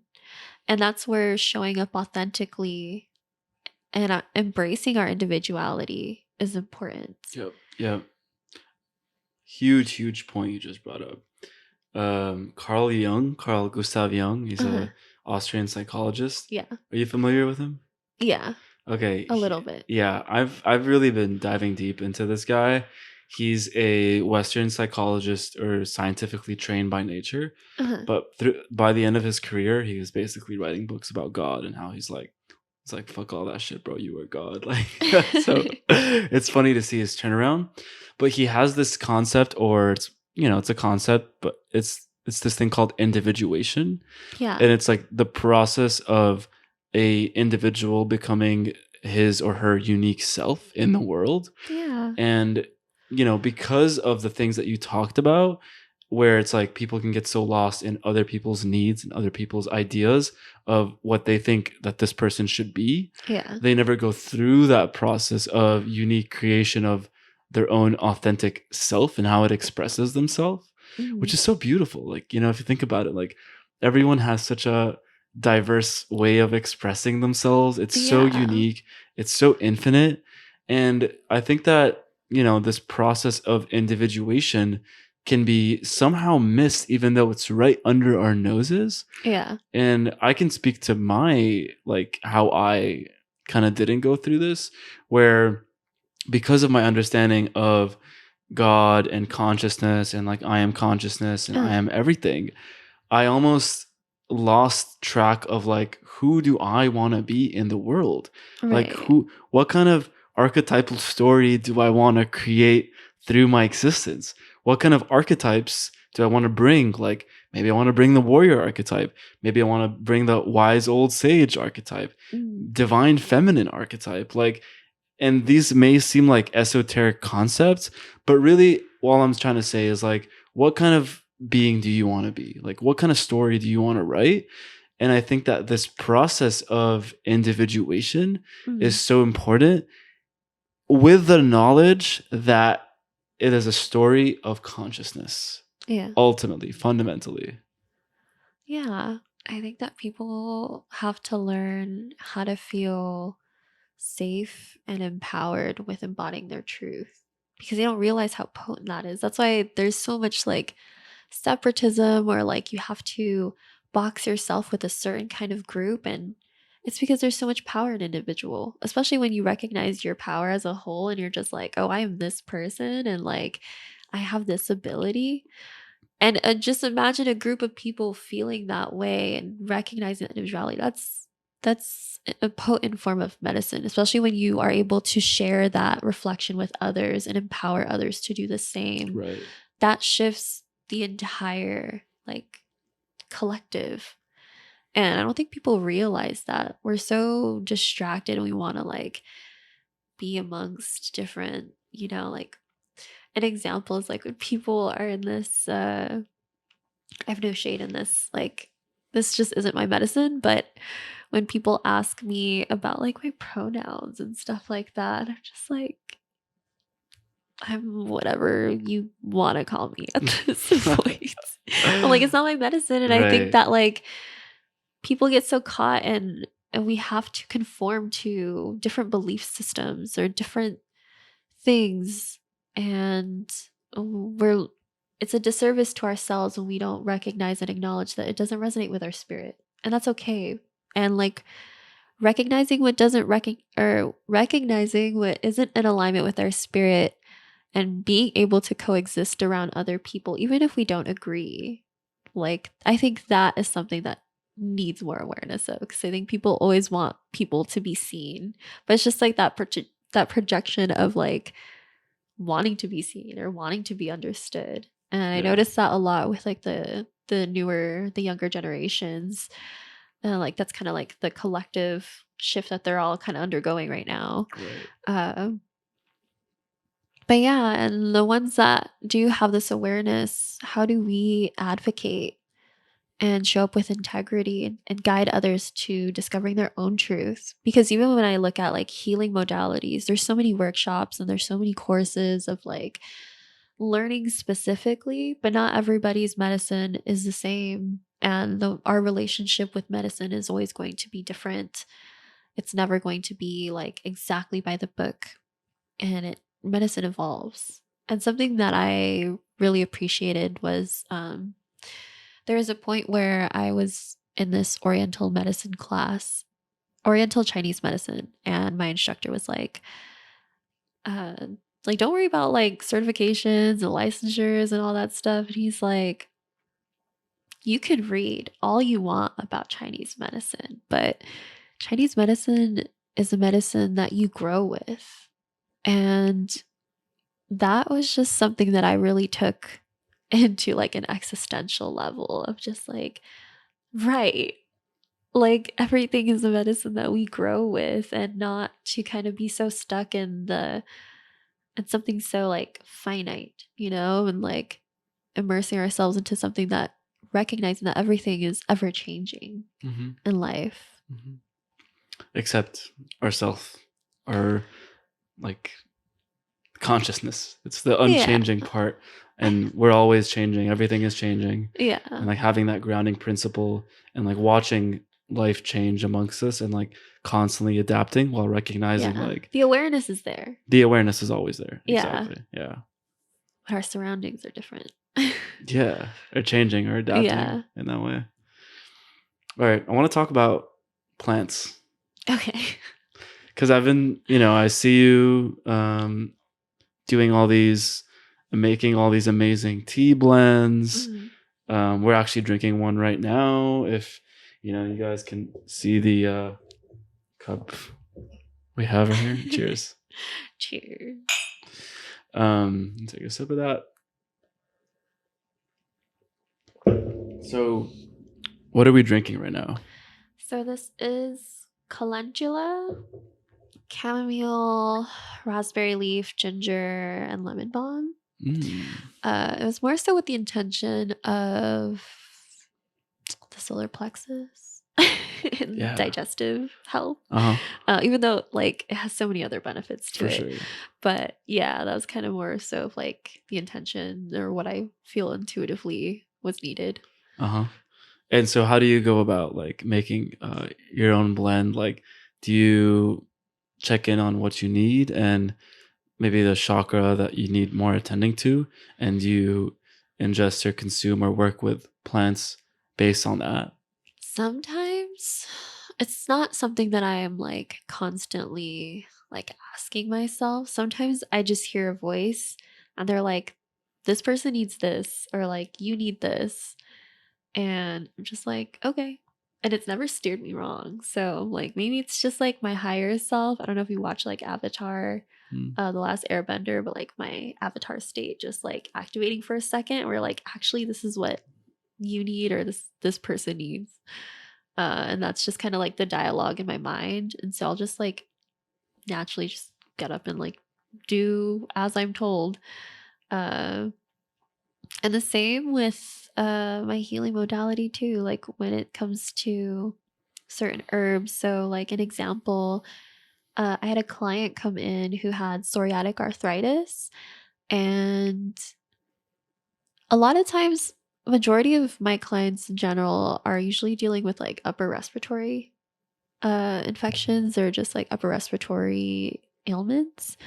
which That's I find, interesting. yeah, maybe it's the season, I don't know, but a lot of them were like coming in for like that, and like I was just like, this is just an interesting like common theme occurring. But this is my first client that had like something outside of that, but he also did have like upper respiratory stuff too. Okay.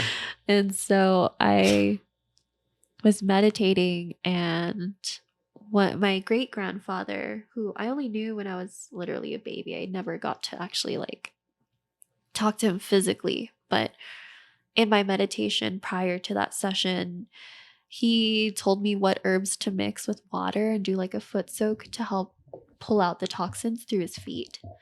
And I did that, and the next day the client was telling me that he just felt so much better. He just felt lighter. And so that's kind of what guides me a lot, is through my spirit teachers or my spirit guides and my intuition. And I don't really kind of like, I'm not always actively asking myself like, what do I need in this moment? Which maybe I need to, but even then, I feel like I'm always kind of learning to flow and embrace the intuitive action. Right, right. Yeah, you're so interesting. Just like you feel like you tap into like yourself, you tap into your ancestors. Your ancestors are yourself, I know, but like just that kind of back and forth. It's so Uh-huh. fascinating. Um, what are your, would you say, 5 favorite plants that you like to work with? My favorite plants. Um, I'll cut it down to 3 just because I feel like 5 is, might yeah. take you some time to think about those. I'm just gonna use this even outside of teas. But something that I really love, or I'll just talk about like what I love in terms of my everyday. I say that I work a lot with like cilantro, like in my food. I think it's just because of the detoxing properties and also just the taste. I think maybe that's just growing up in SoCal where like it's in everything, and also just like Asian cuisine and Mexican food. I think that we always have cilantro. Um, but as far as teas, I think something that I have been working with lately is ginseng. Ginseng. And I think I don't know how to say it, so I'm just gonna guess. It's like he shao wu. Oh, Hishawu. Yeah. Yeah. So those are the two that I've been working with lately. So I don't really have favorites. I just kind of like, go with whatever I need. But those are the two that I'm definitely like working with a lot Uh-huh. lately, just to help with like vitality. Yeah. And also nourishing my yin. So yeah, those are the two. But I think like the common one I would say is like cilantro. I have to say I'm very like surprised by that. Just I wasn't expecting you to say cilantro. I was expecting like I don't know Palo Yeah, Santo like I or like love like Blue Lotus. Blue Lotus. I want to Uh, talk to you about Blue Lotus okay. because okay, I went to your house one time and we did a cacao ceremony. Yeah. That's where I met Will and I think Jim was his name Yeah. and Sophie and then there was another Sophie and it was just a beautiful circle of Yeah. homies basically. And you made this blend of cacao that to this day I will never forget Uh-huh. because I literally came home and I started weeping and Yeah. I started to have visions while I was weeping and I've never had those combination of things happen at the same time to me. Yeah. So, but what you had in there, you had cacao, of course. Yeah. You had blue lotus, And blueberries. blueberries, and you also had guayusa. Yeah. So Blue Lotus, let's just focus on that one for a second Okay. there. Blue Lotus, the origin of it is in Egypt. Right. Um, and now, it's abundant because, you can find anything everywhere nowadays. Yeah. But it has a very dreamlike quality to it. And it also has been shown to increase the dream state and increase dreams. Yeah. So how do you work with Blue Lotus, and does it help you on your vision quests that you do?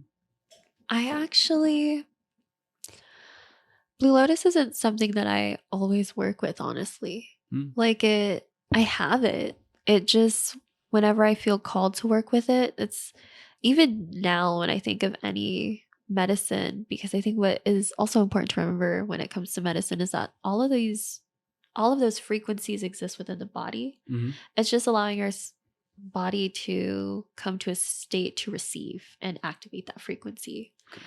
And so like in the past, I've worked with Blue Lotus in like tea forms and doing like meditation.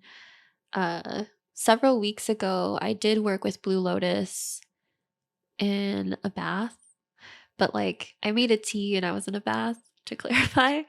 Um, but the connection of being in water and having like a tea ritual in the bath allowed me to do a lot more channeling. So just mindfulness again. That seems to be just like my word. Uh um but yeah, so that's how I have worked with Blue Lotus. I've also worked with it through mixing it with like mugwort and Mhm. like making an herbal smokable blend. Okay.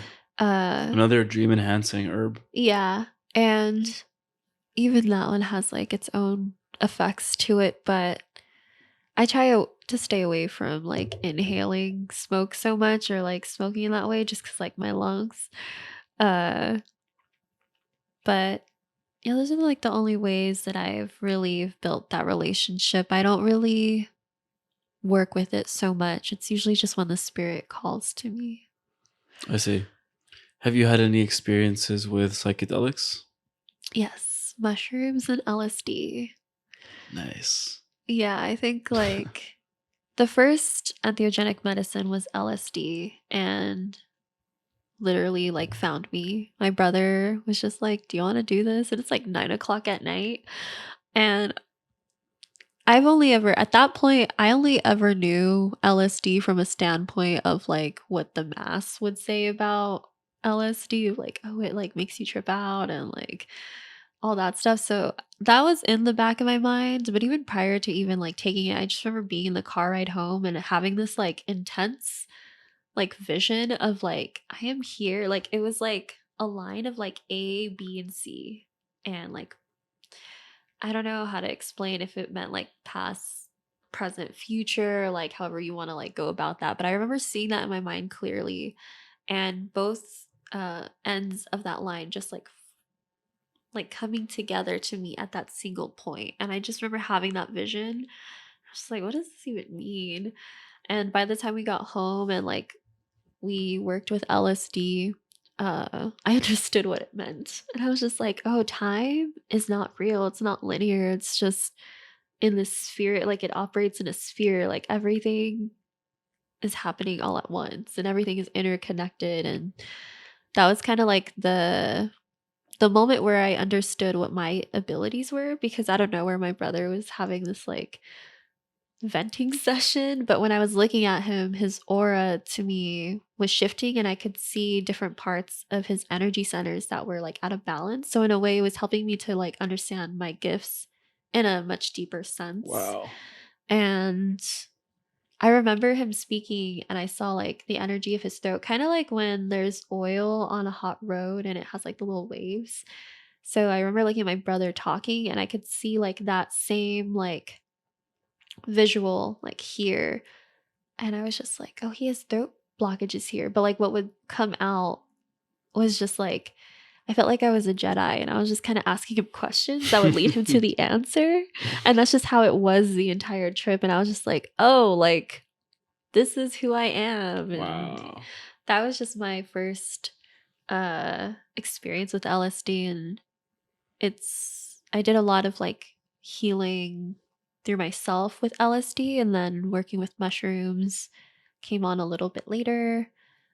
And I think mushrooms in itself was a really humbling journey. I did a 5 gram ceremony, and that one was just like really I was just like, nothing is real. Like, why do I even like trip about things? Right. Like, nothing is real. Like, I feel like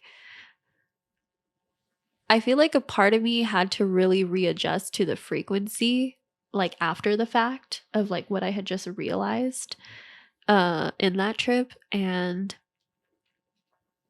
that just kind of made me appreciate more of the spirits in that sense. Right. And just like people really just lollygag and like dilly dally with these medicines at like festivals, and they're just exposing themselves to all of these outside energies, and they're not blessing the medicine. Like, yeah, it just kind of made me more aware of all of the different spirits that exist in everything. Mm-hmm. Super cool. Like, I feel like people maybe who have never tried these medicines Mhm. are, they're missing out. And I don't like to project my medicine onto other people. Like, I Uh-huh. respect their whatever they want to do. Yeah. But like what you were saying of like nothing is real, like why do I even trip out to things that happen in my life? Like Uh-huh. that is such a valuable lesson to learn in a Yeah. sense. And when you say nothing is real, like what do you mean by that? Because I feel like for me that definitely feels to be true and Uh-huh. also not true depending on how you perceive it. Oh, yeah. So wait, how did you like conceive of that notion? Like, it literally felt like I took the red pill and I was Neo, and I'm just like, this is assimilation. Like, that's the best way that I can explain. Like, I'm like, this is just like, it's a dream. Yeah. And we're just, we ultimately hold the power of creating the dreams that we want. And it's similar to like lucid dreaming, but in a sense of like, this is a dream, and the people who awaken to that are just lucid dreaming. Even though we Wow. kind of limit that to like actually going to sleep and like being awake and lucid. In that Right. one, it Right. all comes down to the singularity of awareness. Right. And so, yeah, it's just like crazy to put all of those together and coming to that conclusion. Yeah. Yeah. I love there's this guy called Rupert Spira who's like this like non-duality kind of teacher. Uh-huh. And he speaks to this exact idea that we're living in a dream, basically. Uh-huh. And what he says is like it's like imagine you went to sleep and you woke up on the streets of Paris and you were frolicking around in the streets of Paris, All like doing right. things, and then all of a sudden you wake up Mhm. and you're in your bed, right? That perception of you waking up from that dream Uh-huh. is exactly like what it's like to wake up in this dream. Whereas, like, if you are unconscious and then all of a sudden you become aware of awareness itself, Yeah. like that process of waking up is literally not similar, but literally exactly the same thing to like waking up from a dream Right. that you were on the streets of Paris, right? Mhm. And it's so fascinating how psychedelics can do that and meditation can do that as well. But Yeah. like the fact that that's stored in a molecule like LSD Uh-huh. or like a mushroom is just bonkers to me that kind of thing kind of carries the key to unlocking that experience within you. And it also unlocks like really, really strange experiences that Yeah. I really want to ask you about, Uh-huh. honestly. And just that's the experience of like going on like astral traveling Yeah. through like many dimensions and, going into those realms. Some people even call it like the death space.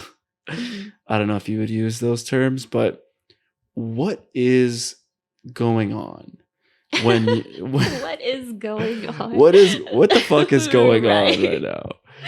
And what's happening when you consume a psychedelic that it takes you on this like seemingly interdimensionally travel experience? Like where where does it take you? For like me personally? Yeah. Um, I feel like it takes me where I need to be, honestly. uh, Vaguely. I think that psychedelic medicines kind of provide you the space literally that you need in the moment. So, whether that means that you have to travel to another dimensional timeline or another existence, yeah, like another dimensional space for you to learn something or for you to be visited by different spirits or different entities, uh, I think it's all about what your body is looking for. It's like the relationship with you and spirit in those moments. Right. So I think that it just creates a space for you to like deepen that relationship, for you to see whatever it is that you may need in that moment. Kind of like when you work with subtle medicines too, like it's going to take you to that space. But then also, like when you brought up psychedelics and meditation, like how it takes you there, it kind of just reminds me of this story that I heard of like, I forget who it was. I think I read it in a book. And this man had like a lot of tabs of LSD and he shows it to a guru. And the guru just takes all of it. And this man's just like, oh my God, like I'm like, this man's gonna have like a whole like bad experience. Like I just gave him all these like tabs and kind of like panicking, but like the guru the entire time was just still in that state.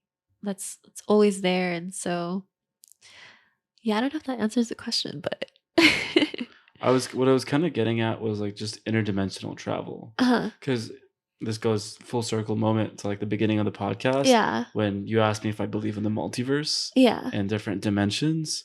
So correct me if I'm wrong, but we're Uh in the third dimension, maybe even the fourth dimension right now, because if you say third, time and sorry, space being the first three, and then time being the fourth dimension, does the fifth dimension exist? yeah. I Does the feel like sixth that's dimension so exist? I feel like all of these things are if we can think about it, it exists somewhere. Okay. Like, So if I think of anything right now, it exists. yeah. Wow. If I think Because of why would we channel that if I'm from okay, right now I'm someplace? imagining like a purple unicorn that is like, prancing around the field, just a green field. Like, am I seeing a reality? Like, is that purple pony actually there? I feel like in some other dimensional space it is.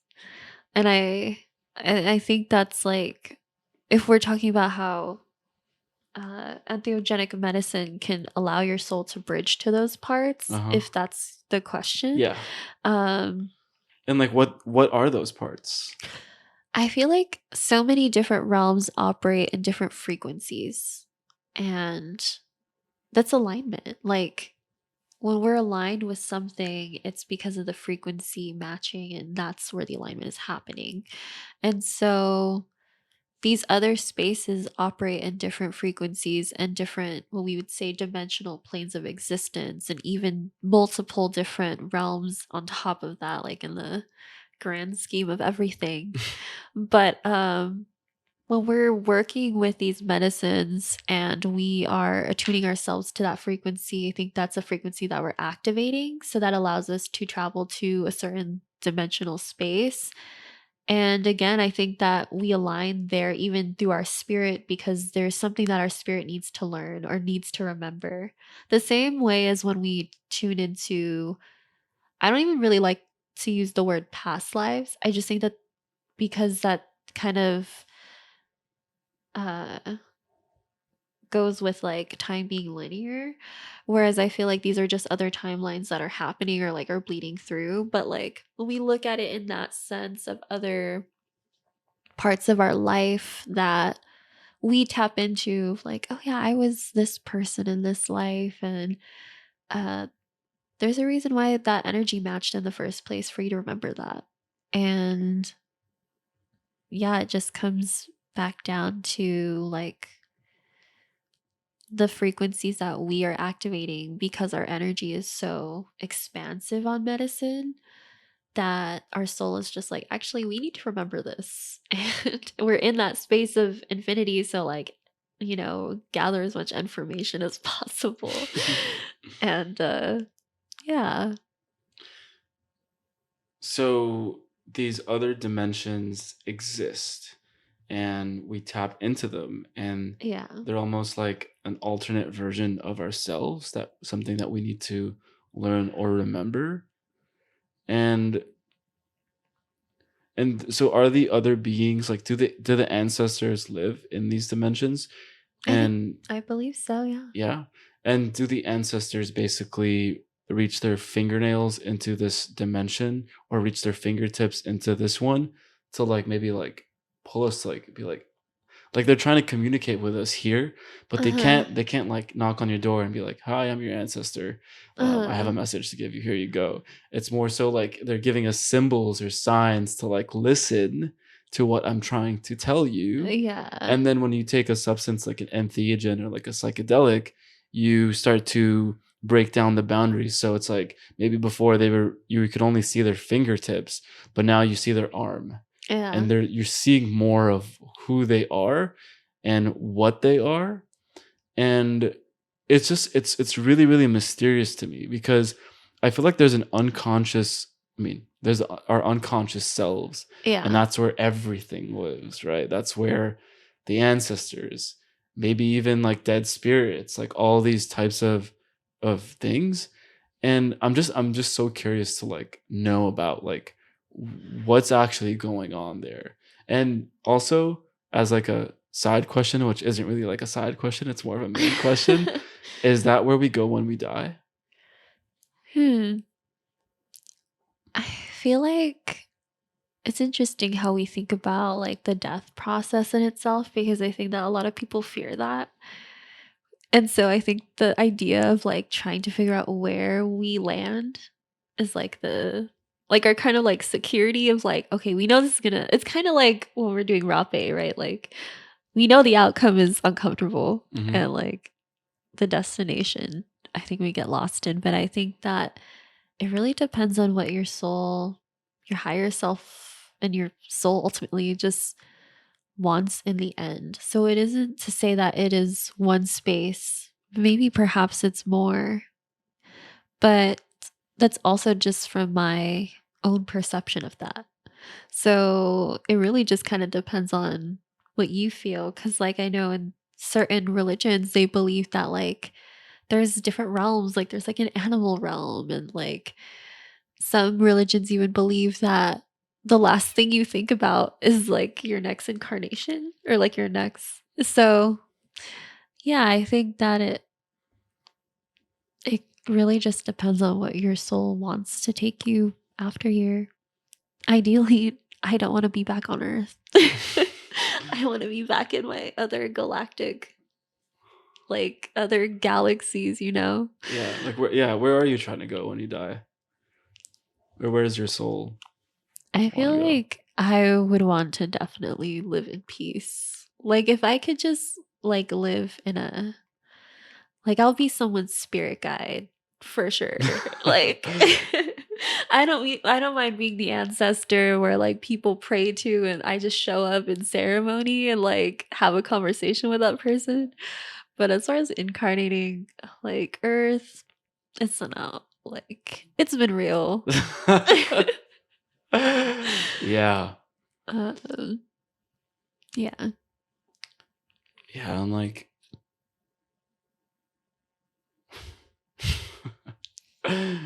I'm just so blown away by this conversation and like where we're going with this. Mhm. So just to understand like kind of your perspective and like how you see things, Yeah.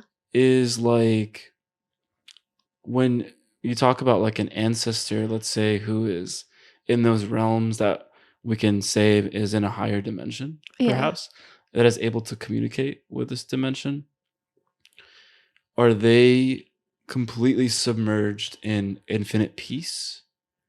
Or are they also witnessing the complete duality of the experience of the human experience, let's say, but let's take the human part out of that, just the experience of the different spectrum of emotions, like the light and the darkness? Or are they just completely submerged in the light? I feel like you can't have the light without either or. I think that they're more so the ones who embrace and are operating from that state of being, but they do have the awareness of like our earthly experiences. But because they've evolved so much to understand and get to that point of like peace and compassion and the way that they live harmoniously in however form that even looks.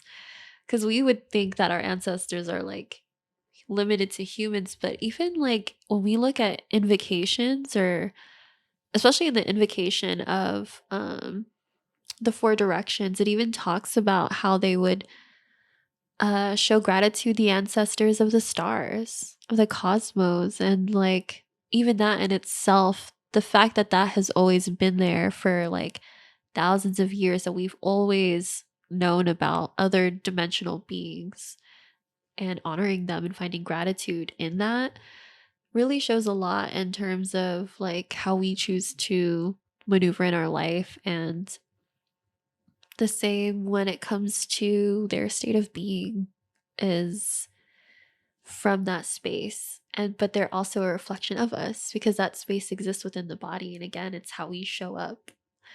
It's kind of like when you're like the domino that like falls over and hits all the other ones, and like, or the lighthouse that's just shining the light for others, you know. Hmm. But yeah. So do we inhabit that space when we die? Maybe. You know, I don't know. I'm just trying So to understand like what it's like to be an ancestor. Like what's the you day-to-day are an life? ancestor. Like do they work a 9 to 5? Like You are an ancestor. yeah. So I mean, what's your everyday like life like? True.